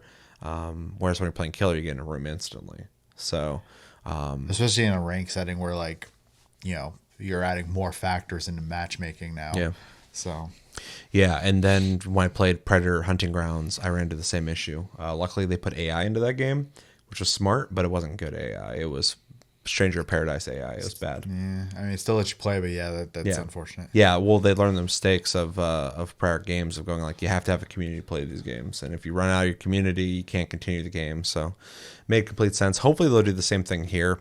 But yeah, overall, I thought it was a solid trailer. It showed off the concept pretty straightforward. You kind of know what you're getting into with these guys, though. And it does look like a better looking game all around. It looks like it has more production. And honestly, I'll probably check it out myself, just because I do like these kind of games. But if I'm also being honest, I'm not the biggest Ghostbusters guy. I'm just a little too young. I wasn't into it when I was a kid. So it doesn't do much for me as a brand. I don't dislike Ghostbusters, but I'm also not like in love with it. I say as a brand, I don't care. As the original movies go, yeah, I like them. Yeah, I think that's an age thing though. Like you're a little older than me, so like maybe because like there's a bunch of movies from that era where people just older than me like them, and people older than them like them, of course. But like I'm like right at the cutoff where I'm like, yeah, they're fine. I never got into them too much, So yeah, brand doesn't do much for me, but yeah. Anyway, it looks interesting. I'll probably check it out because I like 4v1 games. So anything else? Nope. All right, let us know in the comments what you guys think about Ghostbusters Spirits Unleashed official reveal trailer. Did you like it? Did you not like it? Do you have any interest in playing this? What do you think about Ilphonic? Have you played their prior games? What did you think of those? And what would you like to see from a Ghostbusters game? Do you want this? Do you want a multiplayer co-op game? Do you want a single-player game? Let me know everything you're thinking about in the comments below. All right, a little late, but not too late. We are going to watch the Monster Hunter Rise Sunbreak digital event that happened, I think, like 9 days ago. we were busy at the time, so we didn't react to it, but I feel like we should react to it because we like Monster Hunter. I played a lot of the Monster Hunters, including World, a lot of it. I've not played Rise a whole lot, which kind of sucks, but you've actually beaten it. I did. So you can come in here with a little bit of knowledge, and I will come in with some regret on a game that I just wish I had the time to play, but don't as of right now, but hopefully I will. Why is my camera so fucking on the side? Let's see if I can fix this real quick. Perfect. All right, so yeah, honestly, I don't know a whole lot about this except for that there is more content coming out through Sunbreak, and we'll learn from this. But we think about, as somebody who has finished it, the prospect of like an expansion. I mean, I think Monster Hunter always is, the right game to get expansions. So, especially after the way they handled it with World, I think they did a great job with that. And if they do that again, I'll have zero complaints. Yeah, I mean, I'm definitely curious. I haven't played Rise in a while, so my memory is a little foggy on it. I'm also going to throw out the disclaimer: if I don't get excited about the monsters that I should be getting excited about, I'm the wrong guy. Yeah. Well, it's kind of tricky with trailers too when they're just flashing things at you real quick. You're trying to take it all in, so yeah. I can't even remember like people I've met's names. I'm not going to remember monsters and stuff like that well. So, but I'm excited to play it. I'm worried about when it's going to come out, obviously. Yeah, for sure. I have a list of catch-up games already. So I saw a meme like a day or two ago that people were joking about how with Elden Ring they're like these bosses are too hard to fix, and they're like, okay, we'll patch something in, and then show the guy from Monster Hunter, and they're like, fix these monsters, they're too hard, and he's just like, no. And so I thought it was a funny comparison. It is. That's really funny because I actually was watching a stream today of someone playing Elden Ring, and the other game they really like a lot is Monster Hunter. Monster Hunter can be a very challenging game. So. Well, they're both boss centric. Yeah, 100%. So. The thing that's great about Monster Hunter though is you can get as much out of it as you want. Yeah. So you can normally beat the main story and not run into that issue. But when you start playing further, it starts getting much, much harder. You don't have to play that content. So if you're complaining about how hard the game is, you typically have gotten your fill by the time you get to the point where you are having that conversation. Yeah, you're playing retooled monsters at that point, Yeah. Which I think is a good design. So agreed. It didn't start the game off with Margit and fucking start wrecking people who've never played the game before. With the tree sentinel. Yeah, exactly. So, but if you're a seasoned vet of Souls games, you're like, I get what the fuck that guy is. Yeah, that guy's there to make you check yourself. Yeah, you look at him, you're like, he's not easy. I'm gonna walk around him real quick. I'll come back to him later. So we should probably watch this. Real quick. Like I said, I played like 30 minutes to an hour of Rise when it first came out. I did the tutorial and other games came out and I prioritized them. I shouldn't have done it, but I did it. I need to get back and play this at some point because I really like Monster Hunter. Just haven't had the time. I am very happy though to see that Sunbreak is coming out. I don't know exactly what they're releasing with that. We're going to find out in this video, but always happy to see more Monster Hunter and to see Monster Hunter get supported because they make fantastic games that they're going to support, and when they do, you're like, fuck yeah, that's what they do, and they always do a good job at it. So I am excited to see what they're offering with this. Yeah. Ready? Yes. All right, 3, 2, 1, and go. This is Monster Hunter Rise Sunbreak digital Peggy event, 12. March 2022.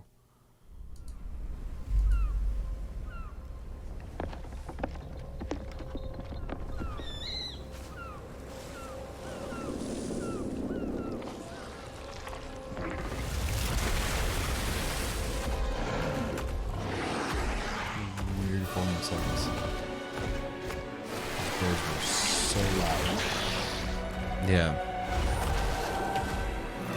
It was a little rough doing the audio check for this earlier because these videos all have different audio, and this one's audio is very weird.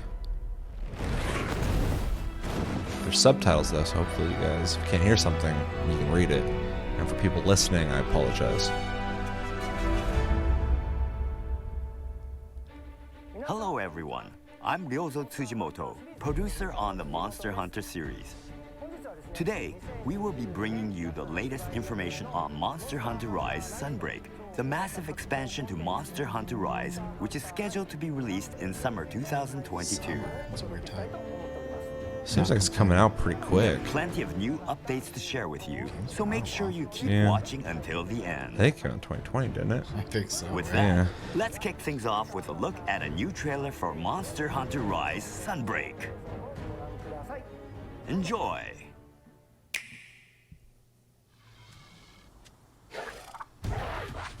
Dang.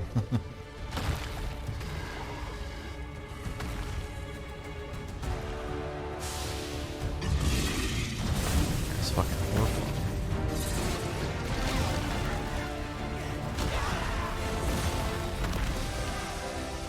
All I gotta do is shoot a fucking laser gun at him.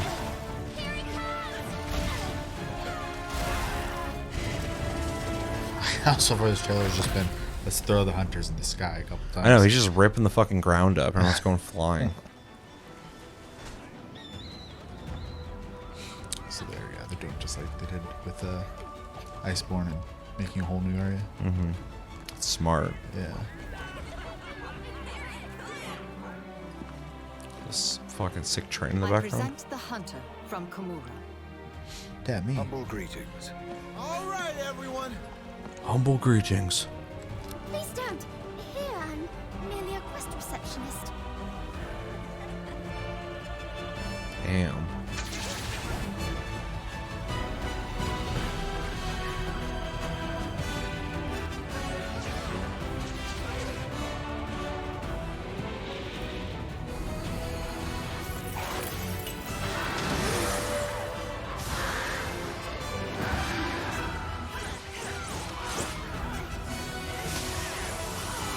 Man, I haven't played Monster Hunter in general in a while. I just looking at it, fucking miss playing it. You said turn it on, let me know. Yeah. Hopefully in the next month I can catch up on everything I need to play, and then I can catch up on other shit. Because I think the middle of the year is gonna be pretty. It seems like pretty chill. That's fucking sick. The dog had a gun on it. Elden Ring. Sense something odious. I hate when I sense that.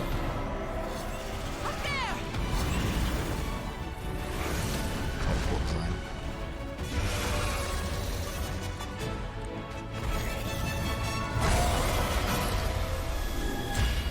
That guy's up to no good. I can tell.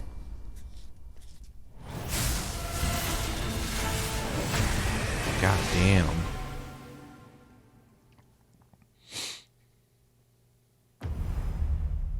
June 30th. Maybe then I'll have to play it. As you could see at the end of the trailer, Monster Hunter Rise Sunbreak is scheduled for a global release on think June I'm 30, going 2022. Trip in June. Can't remember. Today, so that's we'll tell you more about fairly game soon. info and Yeah. pre-order details, so we hope you enjoy the show. They said summer. Apparently they meant the beginning of Now, summer. let's Yeah. look at what this game has to Yeah, for some offer, reason I was thinking including later. what you saw Yeah. in the trailer just now.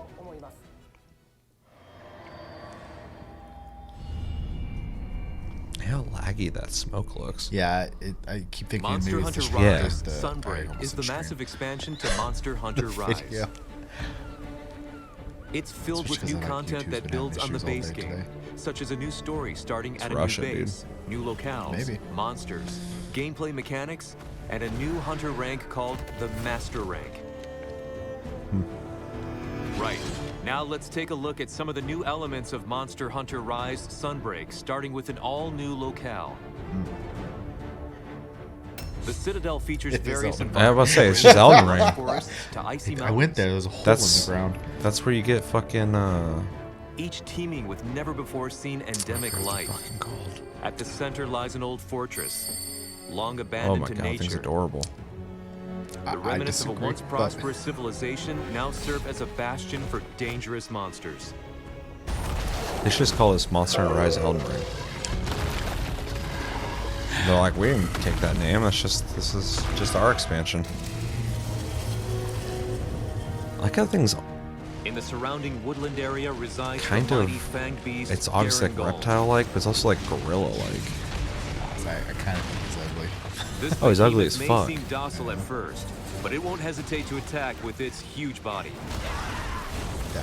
Once enraged, its left arm is covered in moss, and its right arm in magma, allowing it to attack with both fire and water elements to Interesting. make it nearly unstoppable.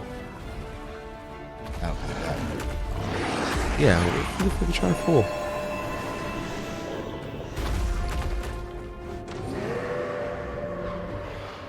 Thing looks cool. I already know. it's Next gonna up, be we nice. have the Oh, fanged yeah. wyvern Lunagarin. So we jumping all over the This fucking monster place. can cover its body in ice to act as body armor. When enraged, Lunagarin reveals its true form, standing on hind legs and thrashing its claws with deadly precision. It's rumored that there's nothing that its claws cannot shred to pieces. What's more, a new subspecies of the mischievous Bishaten has been discovered. Damn. Be careful though. That thing's out of instead fucking throwing Jim Henson persimmons, thing, dude. This Bishaten throws He's exploding already pine annoying. cones. They just made another one.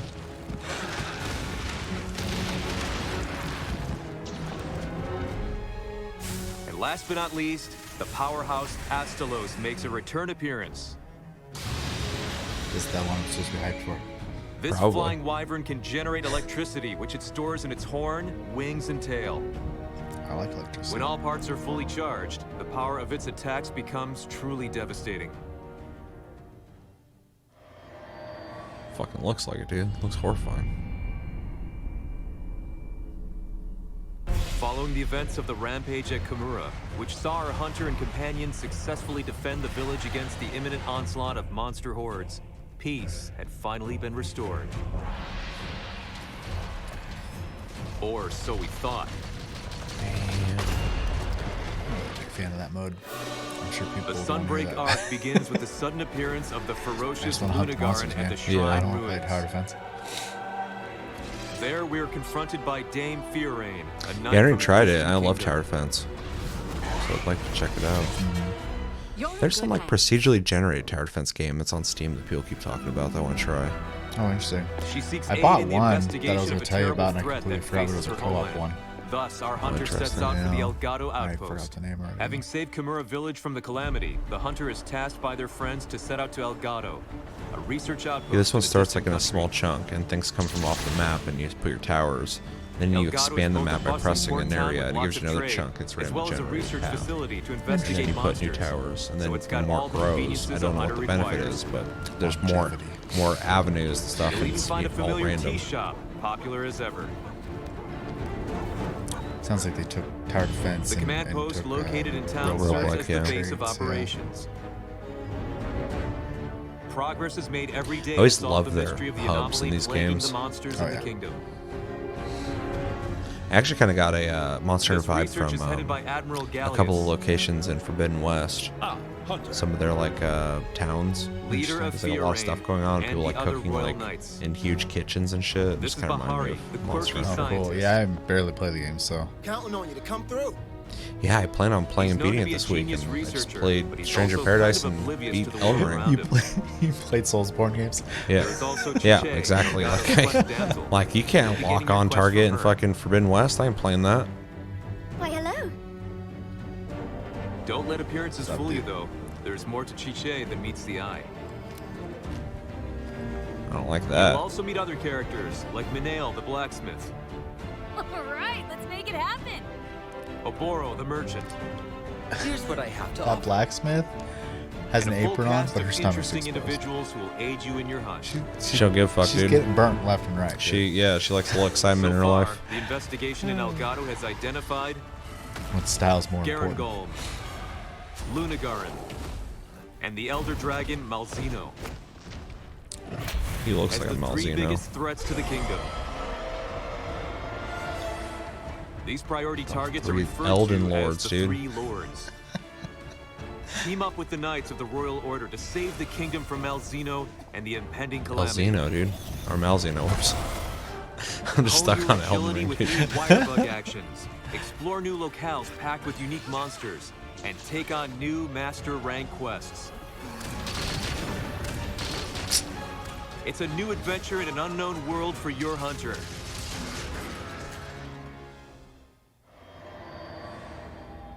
Yeah, I mean, not that I have to sell Monster Hunter to you, but the combat in Rise. Next, let's go over some product information for the release. Which is so of funny because I Monster Hunter expected it to be a little Sunbreak more on June relaxed 30th, because 2022. of the limitations of the Switch, but it's like more hyperactive. Yeah. So Those who already own either the physical or digital versions of Monster Hunter Rise and only want to purchase the expansion can pick up the digital version of Monster Hunter Rise Sunbreak as downloadable content.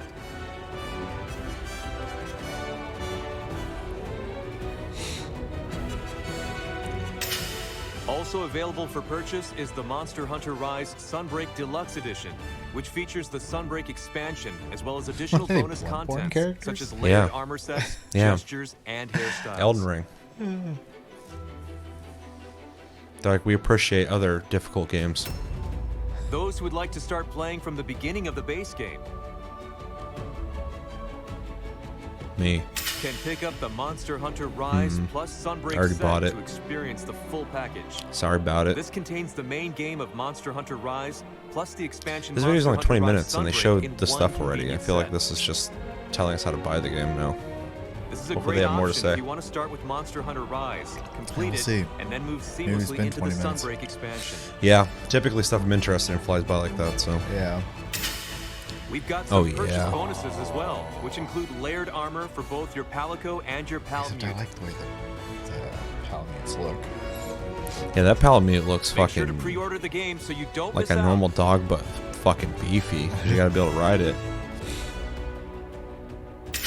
We will also be releasing 3 new amiibo for still Monster doing Hunter amiibos? Rise Oh, yeah. Sunbreak. Holy shit. Though, especially with an Android phone, all you need to do is buy You can use these they amiibo make to unlock stickers that have special layered armor the in the chips game, in 'em, and to make and you use just of the daily lottery to gain a variety of download, scan useful 'em items. with your phone, with your Android phone, and then Gotcha. you can use them. You won't want to miss out on these. Yeah, I'm not surprised by that. Pre-orders for the digital version of Monster Hunter Rise Sunbreak will start according to the following schedule. So, mark your calendars. That was such weird For more verbiage. details on Monster Hunter Rise Yeah. Sunbreak, Oh, schedule. be sure to check out the official You're website. talking to gamers, not fucking corporate people. Yeah, for sure. Yeah, these presentations, I love them, but at the same time, when they give you like the details, it's like comes off almost like they're letting people who are gonna sell the game know. Yeah. Moving along, I'd like to share some news about the Monster Hunter Rise base game. Oh, that's my pup. As previously announced, Yo, what's my players pup? will be able to access Sunbreak's new content after completing the 7-star hub quest, Serpent Goddess of Thunder, in Monster Hunter Rise. To help players meet this requirement, we are currently distributing powerful support items. All items will be provided free of charge to aid players who are new to the game. Makes sense. They did that with World as well. So you get Yeah, These except for items I had include the fucking Defender done all the series for all content when 14 that came weapon out on types, World, the and Black this I'm Belt like, Hunter maybe I'll armor, check it and out. the Veteran's Talisman. Defender weapons have high attack power, which can be very helpful in early quests.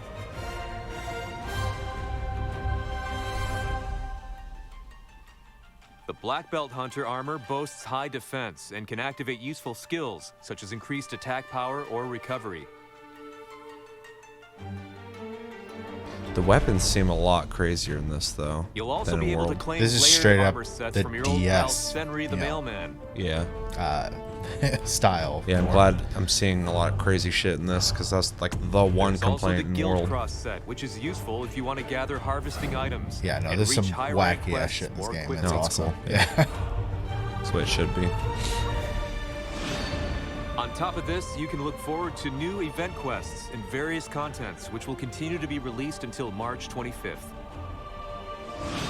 Use these beginner-friendly weapons and armor to prepare yourself for Sunbreak, or for trying out any of the event quests and collab quests you haven't played yet. Damn. We have some news about a patch for Monster Hunter Rise as well. 13 gigs. On the release of Monster Hunter Rise Sunbreak, Monster Hunter Rise will receive a Oh, title update. no, that makes sense. They're putting the game files in there so that This allows players to access Yeah, that certain does make content sense. from Monster Still. Hunter Rise Sunbreak.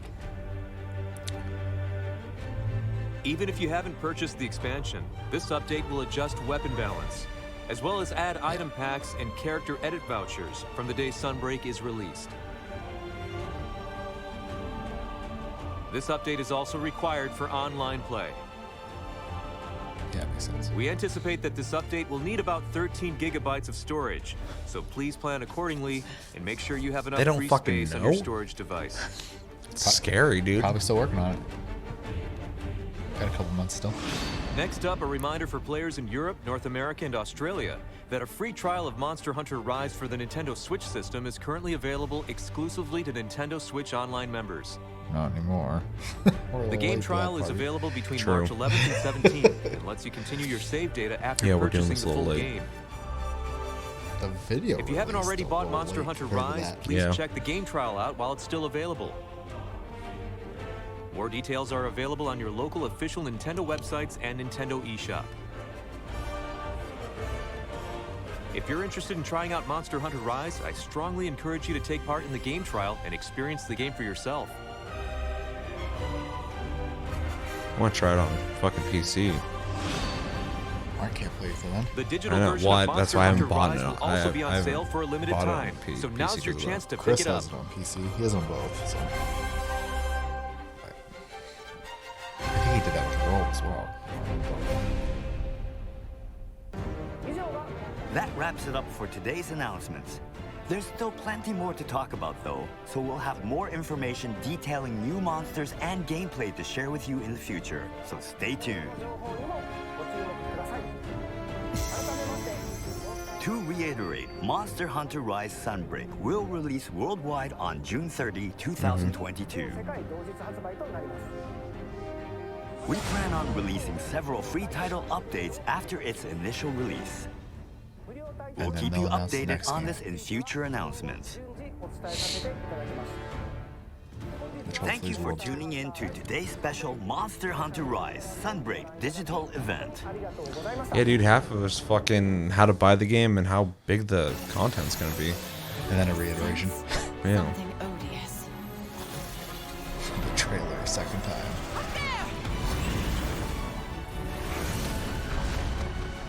I mean, I'm gonna fucking want to buy it anyway, so I honestly wouldn't have had to even see this, but it's good to know what we're getting. So, also good reminder I should play the fucking game. Yeah, I mean it's not that long. So Yeah, you're saying that, which actually gives me some hope because just all the games I gotta Yeah. play. So, all right, what do we think? I think the monsters look cool. Except for the gorilla looking thing, I think is ugly as hell, but I'm sure it'll still be a fun fight. And by fun I mean probably frustrating, but that's Monster Hunter. Other than that, yeah, I mean I'm looking forward to them adding more content to the game. I played Rise up until during the early patch cycles before they started adding a bunch of free content. I'm sure there's a bunch of missions I could download at this Oh, point. I'm sure. I know. Which would be fine. It'd be good, like warm up to get ready for the expansion, anyways. Assuming I find the time. Yeah. But I mean, I'm gonna pick it up.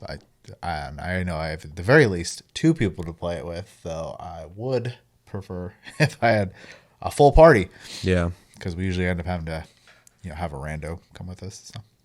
Yeah, makes sense. It's hard to talk about this completely in the sense of, if I've played the base game, which I haven't played a whole lot of, but as a Monster Hunter fan, I'm liking what I'm seeing here. I am glad to see that it's getting the full support you expect with an expansion, new location, new hub, new enemy types, which is always exciting. Also bringing back old ones, which is also expected. Monster Hunter really... the devs are really good at creating new monsters, but also recognizing that they've made a lot in the past already, and there's a lot of fan favorites, and they like to bring them back, and I always think it's really neat the way they do that. But yeah, it's really cool to see a huge chunk of content coming out very soon, June, which is not that far away, and yeah, I'm stoked to experience that, even though I'm not ready to do that yet. I do like that they're offering the kind of like easy speed through armor that they did with World, that you can just equip and just kind of play through real fast. I kind of jokingly said I should use that, but I would want to play the game as intended to get the full experience, so I probably won't use it. But it is cool they add that, because there are going to be maybe some potential new players that are like coming in going like, well, I don't want to fucking have to catch up, and you can just equip that shit and get you to the expansion content faster. So there's use for it.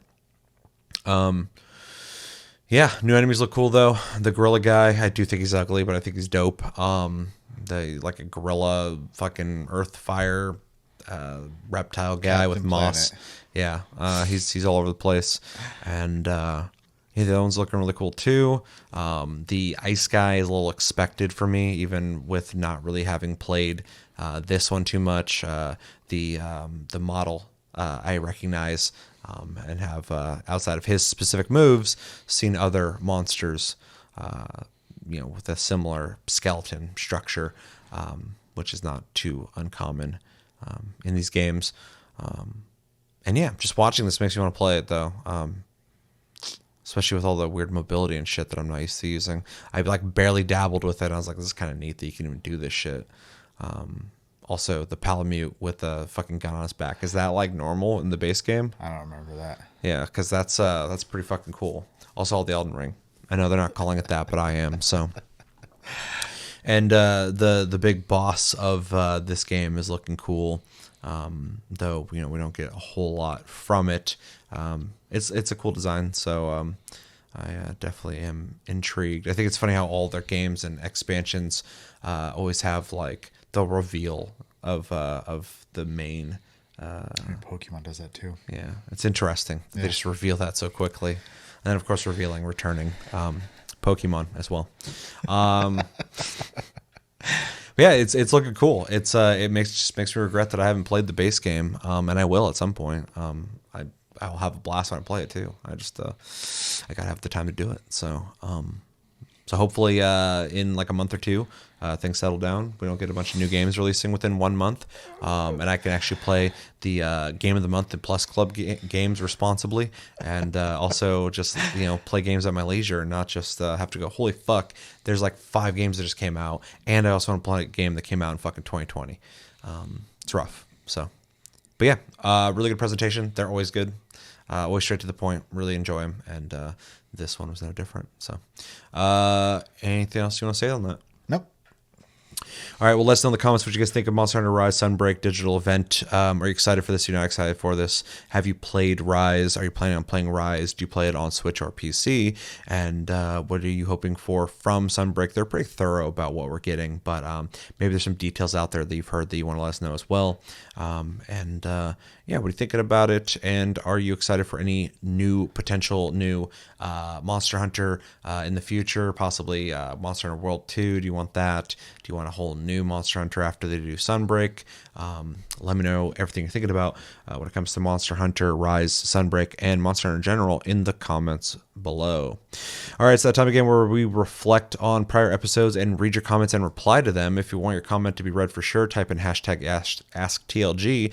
Otherwise, I read at random. I'm going to read like a couple comments here, and yeah, if I don't read your comment, type in hashtag AskTLG next time, because we got quite a bit of comments. I'm not going to read them all. So yeah, you have been warned. You have been warned. I'm really tired. I'll be 100% honest with you guys. All right. So reaction, this was, when we reacted to State of Play for March 2022. Exoprimal was, revealed. Right. We talked about Elden Ring, and we also talked about March game releases. We got some comments on this video. Make sure to go check it out if you're curious about any of that stuff. And yeah, the first comment we got is from Ryder, saying, I know it is my game of the year at least. It's close to what I was expecting, and I'd say better too. I imagine the open world to feel really experimental and timid in terms of exploration and the rewards for it, but they pretty much translated their approach to level design perfectly. I believe this is in regards to Elden Ring. There's a ton of areas you can simply miss out. There's rarely a moment where you decide to explore a bit and you're not rewarded, depending on how strict your definition of reward really is. The loot, the bosses, the interaction. Did I skip a part? No, I didn't. The loot, the bosses, the interactions with NPCs all come together to add something to either your experience or your character in different ways and not in a spur of the moment, that was cool, I guess, manner. Everything is placed with intent and thought for progression behind it, and the soundtrack is where it needs to be. They had some new composers as well, and I'm not disappointed. That's a good point. I really love the music in it as well, and I didn't know they had new composers, so that is definitely a credit to them. That's not him. That's me for anybody listening. Continue on. That and Elden Ring made me reconsider my stance on the cringe factor of video game romance after a 4 hours long pegging session with Millennia. I'm kind of stuck on being Radon's good boy, and does daddy ever take care of me? The emotional roller coasters of these relationships, there's nothing artificial about them. No summons though. Congrats on the no summons. That's a rare one. I was doing that early on in the game, and then I just started indulging in the summons because I got so many of them. Why not use them? Any thoughts, Chevy? I mean, we already gushed about the game all episode now, but and when I was reading his first paragraph, I was just like, pretty much we were talking about this earlier. Yeah. I mean, I pretty much agree with everything you're saying. Pretty much verbatim. Yeah. Maybe we even read his comment. We were just copying it. I've not experienced the pegging session yet, but I did.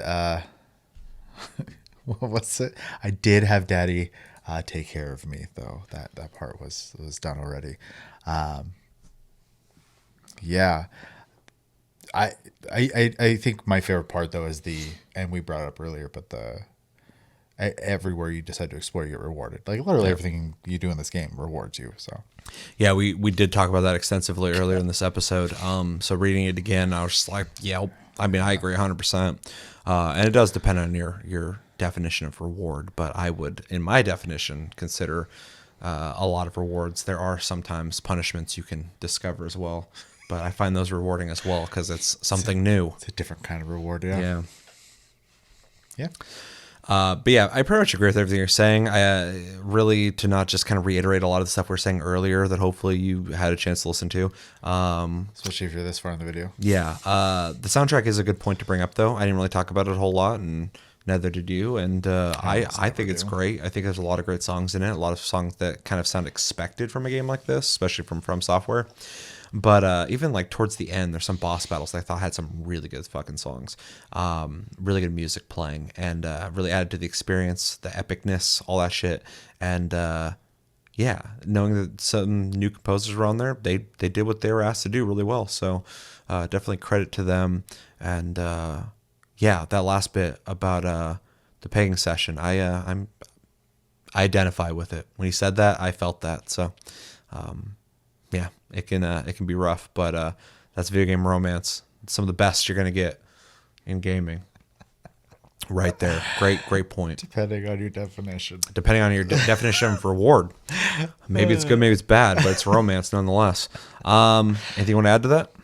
All right. Well, thank you for the comment. As always, Ryder, it's always fun to read your comments.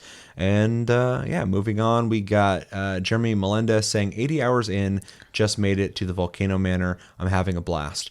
This is, and I'm sure you're much farther. You've probably beaten the game by now, but this is a good example of, playing for 80 hours, just getting to the Volcano Manor. I beat the game at 90 hours. I haven't even seen the Volcano. You haven't even been there. You're 100. So yeah, everybody's playing at different rates, at different paces, and I love that. It's not like everybody's having the exact same experience, the exact same and that's always been the case with all Souls games. People are like, oh, this boss is really hard for me. And they'll be like, oh, it's too easy for me. And it's like, yeah, and there's a whole spectrum of some people didn't have an issue with that, and some people did, and some people were over leveled for it, and some people weren't. Some people were under leveled for it, and they beat it.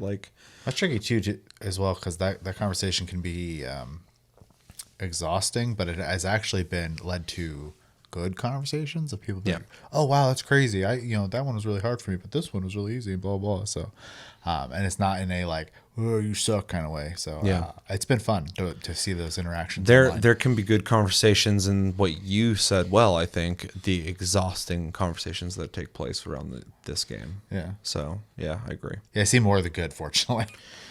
Yeah, I wish I did.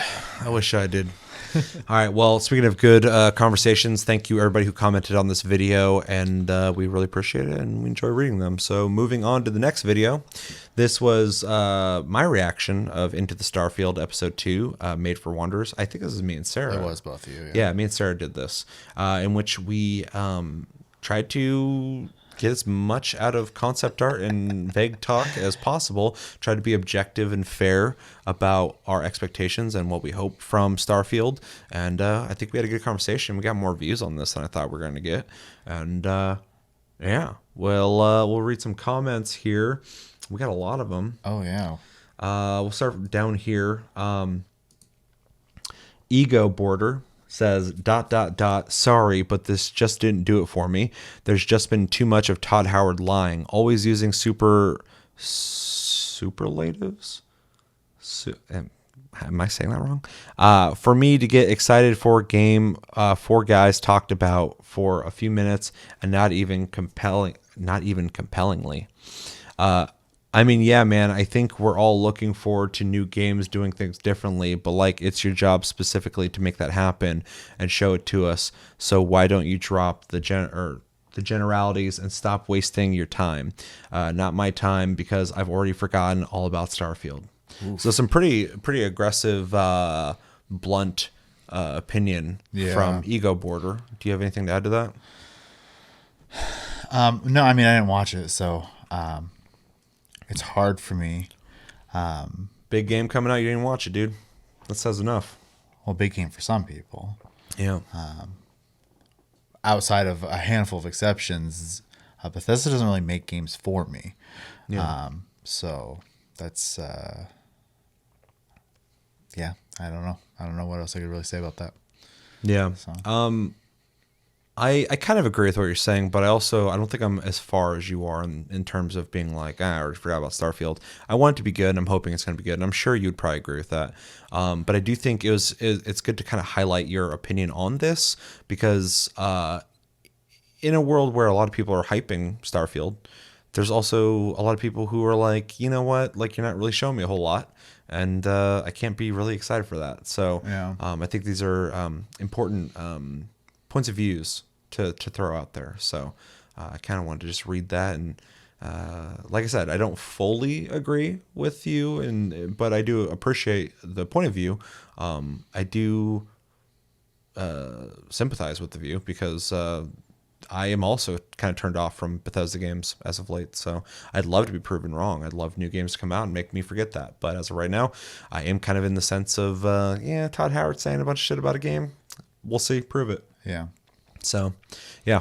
All right. Well, thank you for the comment, Ego Border. Moving on, we got one from Infamous Liberal Gamer. Okay.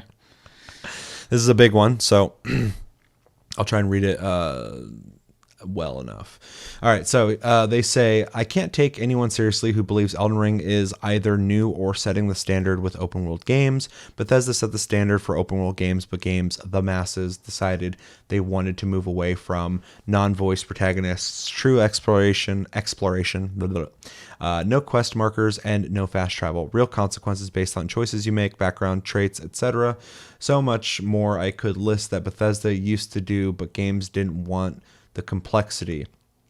That's why Skyrim and Fallout 4 went away from what was in the prior games, because games wanted those quality of life changes, and as they put it, and less complexity. This is why most modern world RPGs are far less complex. Nothing wrong with that, but the idea of Bethesda would have trouble making an old school RPG when they were at the forefront of them is ridiculous. My only question for Bethesda is,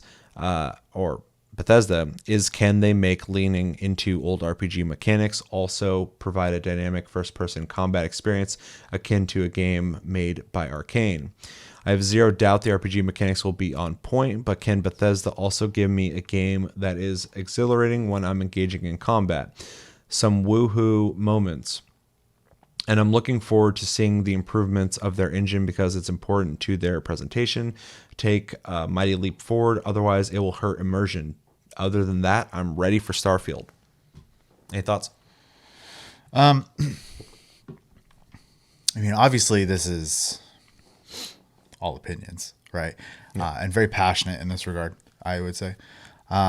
Yeah, we got like a negative opinion. Both very passionate. I don't mean negative in the sense that like it's like it's against. It's the energy in it. Yeah, I got you. But this one is more of in defense. But I think it's interesting because they do recognize that Bethesda isn't making the complex RPGs that they have, but they could.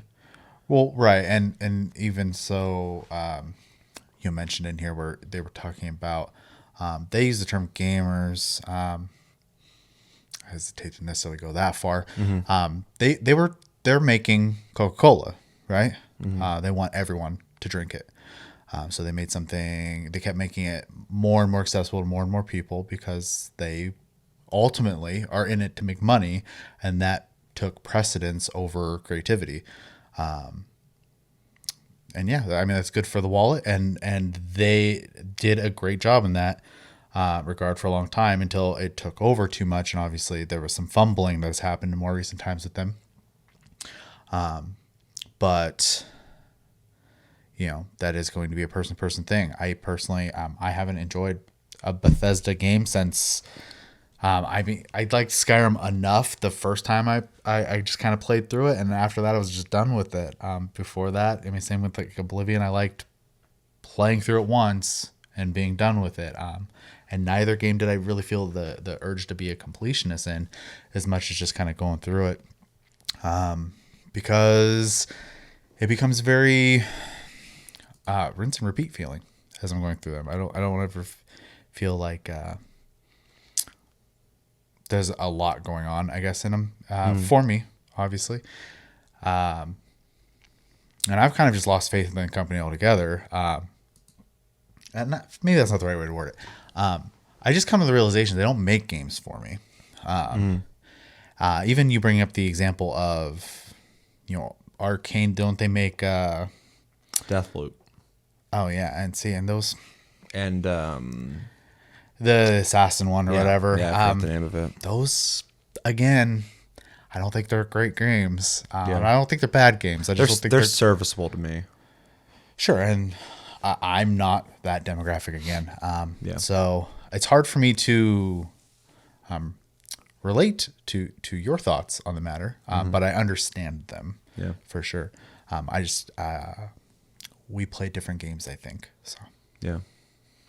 I mean, outside of the enthusiasm for Bethesda, I guess, and what they can do, which I don't disagree. I just don't know if they will. I pretty much agree with what you're saying. And outside of the enthusiasm for Starfield, I am ready for the idea of Starfield, but I haven't seen it, so I can't be excited for it. And their track record as of late is not exciting for me. I get where you're coming from with the Elden Ring thing. I don't think necessarily they are setting the standards, but they will be influential, which in a way is setting the modern standard, even if it is a backstep in your opinion. I do think they are doing something with open world that has gotten a lot of people excited again, and I think other people will most likely at least study what they did to figure out what's going on. Just like for a while there, a long time ago, when the original Demon Souls came out and Dark Souls, games started getting a little too easy, and people are complaining about it. It's not like games that were hard never existed before, but we took a back step and someone offered it. And look at where we're at now. We got all sorts of games like that now. Yeah. Just like Elden Ring is offering something that Breath of the Wild kind of dabbled in, but I think Elden Ring did better. Making more freeform open worlds, that it's less about the choices in dialogue and the choices you make in quests and more about the choices you make in gameplay. It puts more freedom in the hands of pure gameplay. And I'm not saying it's better or worse. I'm just saying this is something they did with this open world, and people apparently really liked it. It seems. I'm one of them. And I think it will influence people. So in a way, it is setting a standard, but not a new standard. It is setting a standard, though, in my opinion. But yeah, I pretty much agree with what you're saying. I think things have got dumbed down and less complex, for sure. I talk about it all the time. And will they make things like that, like more complex again? I don't think so, unless there's a huge demand for it. And that'll only come when a big banger game comes out that people didn't know they wanted, and now they find out they do want it, and other devs go, oh, they really wanted that, and then they'll start making it. Other than that, Bethesda has no reason to fucking make their games more complex like their older RPGs anymore. Skyrim is their biggest selling game, and it is not a complex game. It is a first-person action game with some light RPG mechanics in it, in my opinion, compared to like Morrowind, which is my favorite Elder Scrolls game. So it's not that they can't do it; they don't do it. I don't think they will do it. I would like to see them do it, though. That's my stance on it. As for the combat, I mean, I talked about that in the video too. I agree. I want them to have better combat in terms of like shooting, for sure. Everything else they do, I think, is fine. And even though I don't think Arcane is the standard I would go to, it is a good standard. Like, if they've made it as competent as an Arcane game, for sure, I think it'd be better. Because like the teleportation is tight, the shooting's tight in Arcane games, and if you can marry that into a Bethesda experience of like the open world choice, choose your adventure style games that they make, that would be a very good mix. So I mean I agree in that regard. Again, I wouldn't have picked Arcane, but yeah, that works. That works for sure. So. And yeah, some woohoo moments. That is something that I think Bethesda games are missing. They do kind of, you have to lose yourself in a Bethesda game. You have to allow the game to take you and to be in that world and start making decisions. But it typically lacks any kind of like moments where you're like, holy fuck, that was crazy. It's more like the conversations you get out of these kind of games is like, well, what'd you do? Did you find this guild? What'd you do with them?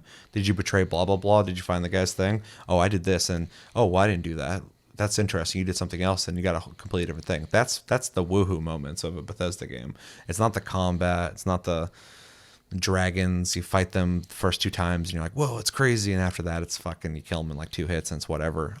So yeah, I do agree in that regard too. So mostly the framing I appreciate, and it's a good perspective. But I do agree with a lot of what you're saying, for sure. So, and I think it's an interesting perspective because it is a positive but critical perspective, and good observation in my opinion too. So, yeah, good comment. Anything else you want to add to that?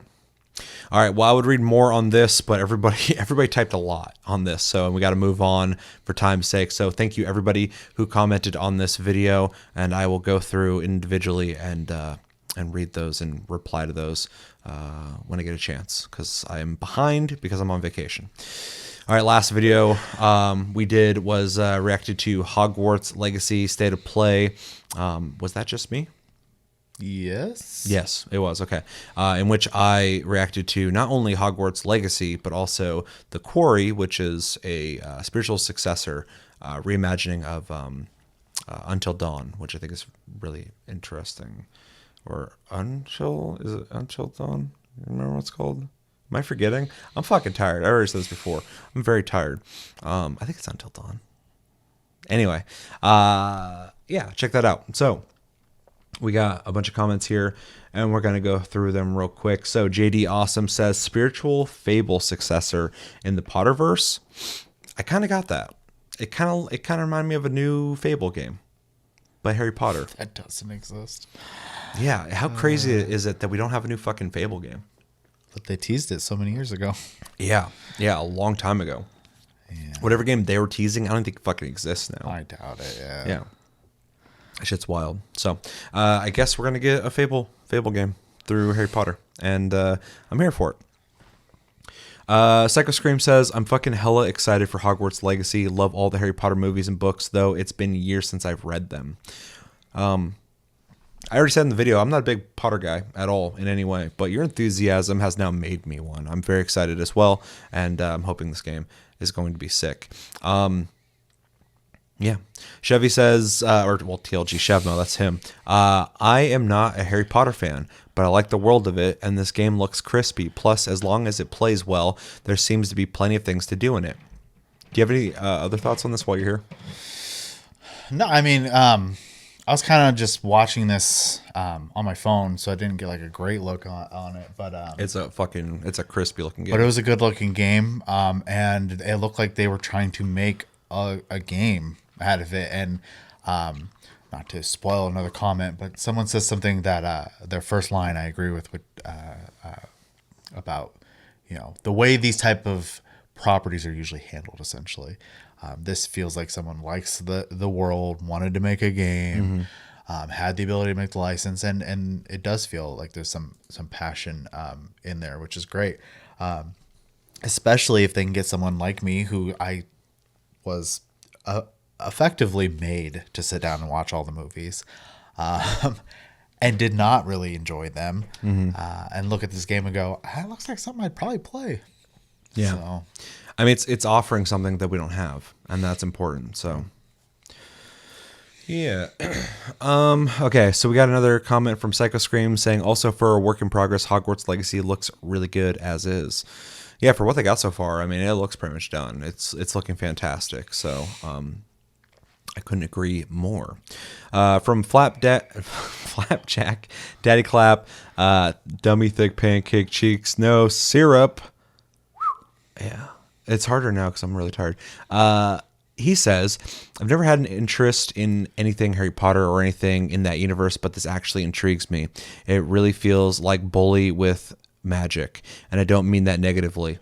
I've heard there's a dev commentary version of this or something similar, and a lot of people are commenting on how excited the devs are, as if it's purely a passion project. That's great. I feel like Harry Potter is such an impactful series that so many people really got into, especially like people my age and younger, really got into, that I'm sure anybody working on it is like super excited that they get to realize a free exploration Harry Potter experience. They get to work on it, and they're going to be really passionate in trying to make that.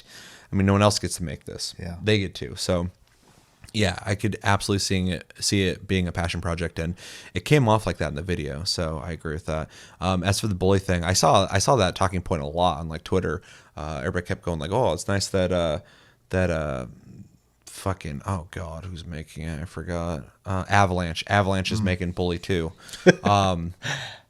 So I got that vibe as well when I watched it. I was like, this kind of reminds me of Bully. The whole like walking around doing these like school activities, but then also a greater storyline playing out as you do that, which I think was a really cool formula during a time where I think Rockstar really was hitting their stride with the experiences they could offer, and then they just went Grand Theft Auto.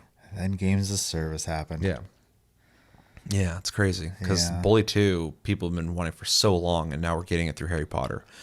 So we're getting Fable and Bully 2 through Harry Potter. Yeah, apparently it makes people feel things from their past, which is kind of crazy. Yeah. The only thing I was really going to add is talking of interest in Harry Potter, I lied a little bit on that. I think the Harry Potter world at Universal Studios is fantastic. That's my only experience with Harry Potter is drinking the drinks, dude. Yeah. And walk around the shops, which, it's cool. I like shops. I like looking at things you can buy. All right. And then last but not least is Ryder again saying, this is not a licensed cash-in. I've heard people mention the game before, but never really cared or expected much. Looking at this reveal, though, I was way off. They're taking this dead serious, and not even a comparison to previous HP games. That's a no contest. But this looks like an impressive fucking game on its own. Open or at least semi-open world exploration RPG elements, really good visuals, NPC interactions, the amount of shit they just showcased. This isn't some small, short, experimental little, hey, it's Harry Potter nerds kind of game. This looks like a big project, and if anything here was representative of the final product, it's big even by AAA standards. I was more of a fan of HP when I was a kid. I think I read all the books too, but I don't even think you need to be a fan to be excited for this. This looks really good, man. Well, that was the most fucking positive comment we've ever gotten from Ryder. So it's also like zero jokes in there. What happened? Yeah, he's slipping, dude. He's slipping. Or maybe I'm being selective on the comments I'm reading. I'm not. That was worth reading. I agree. I couldn't agree more. I think it looks like a very well-made game, and it's easy to go AAA games are well-made games because they look good. That's easy to say, but they're not always full of content and full of things to do, and they typically, you know, follow the same formula as other types of games. They just have good graphics. But this does look like a passionate game. It does look like they're doing a lot more than anyone expected, which is really cool to see. So I agree with a lot of the stuff you're saying. And then also, you know, I didn't read the Harry Potter books. I'm not a fan of Harry Potter as a brand. I'm not against it either. I'm just not a fan of it. And I do think it also looks really good, man. So like, you're onto something. I am exactly what you're talking about. You don't have to be a fan to be excited for this. I am excited for this game. I think it looks cool. As a Wizard game, it looks dope, and there's no game like it. Yeah. I mean, I agree. That was earlier when I was talking about the comment we were probably going to be reading about the sentiment that I really agree with is the not licensed cash in. Yeah, that's such a common thing and has been for years. It's not a new thing. Every once in a while, you'll get like an actual passion project for big brands. Yeah, well, like Spider-Man. Right, like Spider-Man, like the Riddick games. Spider-Man, actually, like the Riddick games. Yeah. I mean, like those could have just been like dumb, but they're really good first-person stealth games. There's plenty of examples, but there's also plenty of examples of games going like, hey, you know what this is? Buy it. Well, and it's so easy, right? Because all you have to do is put the name on it. Yep. Yeah, you're gonna get sales no matter what. Just like, you know, to use Pokemon as an example, they put the Pokemon name on everything. It doesn't matter if it's good. Now they have to make their main titles good enough for people to not complain, but they make so many side games that are literally cash grabs. Yeah, it's true. And it'd be real easy to throw Harry Potter's name on something and go, this group of people are going to be interested at least. So yeah, but yeah, I think as many people have said, and we've reiterated this point, I think as a video game, it looks good. Yeah, that's where I'm coming from. Is like Harry Potter cool. I bet it's gonna be real exciting for fucking fans. Like that's gonna make it even better. But just as a video game, I'm like, this just looks cool. Mm-hmm. Looks like a cool fucking game, dude. And it's being made on a AAA budget. So, and the imagination with like the effects and stuff like that were just wild. So yeah, which I love. Yeah, they're having fun with it, which it just is apparent. Like you look at it, you're like, these guys are enjoying making this game. Yeah, for sure. They're trying to make it fun. And plus, it's Avalanche. Avalanche makes fun games. Yeah. So, yeah. Yep, super cool. Yeah. All right. Well, thank you, Ryder, and thank you everybody else for your comments. Again, if you want your comment to be read for sure, make sure to type in #AskTLG. Otherwise, I pick at random. So, thank you everybody who commented, and we will talk to you again on the next episode where we read your comments. But that's going to do it for this episode, unless you have anything else to say. That's going to do it for this episode of TasteCast, episode 163, I think it was. 7? It's something. It's up at the top. You guys can see it. There's a lot of them. As always, thank you for watching. Make sure to like and subscribe if you enjoyed this episode. Make sure to check out our other episodes. Check us out on our streams and socials. Links down below. Also, check out us on all audio podcast platforms, iTunes, Spotify, all that stuff. And check out our Discord, link down below. You can talk to us anytime, all the time. And we have a Patreon if you'd like to support the channel more than liking, commenting, sharing, subscribing if you're brand new. And I have a second channel. Oh, I have multiple channels, but I have a new channel, TASTYFLIX, where we will be reviewing the movie X. Me and Sarah went and saw that. That'll be coming out soon. And we need to watch more Demon Slayer and review more episodes. And there'll be more stuff coming out. I'm also thinking about doing a reaction to the cut footage of Batman and Joker from the new the Batman movie that they showed recently, just to weigh my opinions on what I think of what's-his-face's version of Joker. So if you're interested in that, go check out TastyFlix, link down below. And yeah, I've been Seth. Thank you, Chevy. Until the next episode, which will be Plus Club this weekend, and then Game of the Month early next week. Have a good one, guys, and take it easy.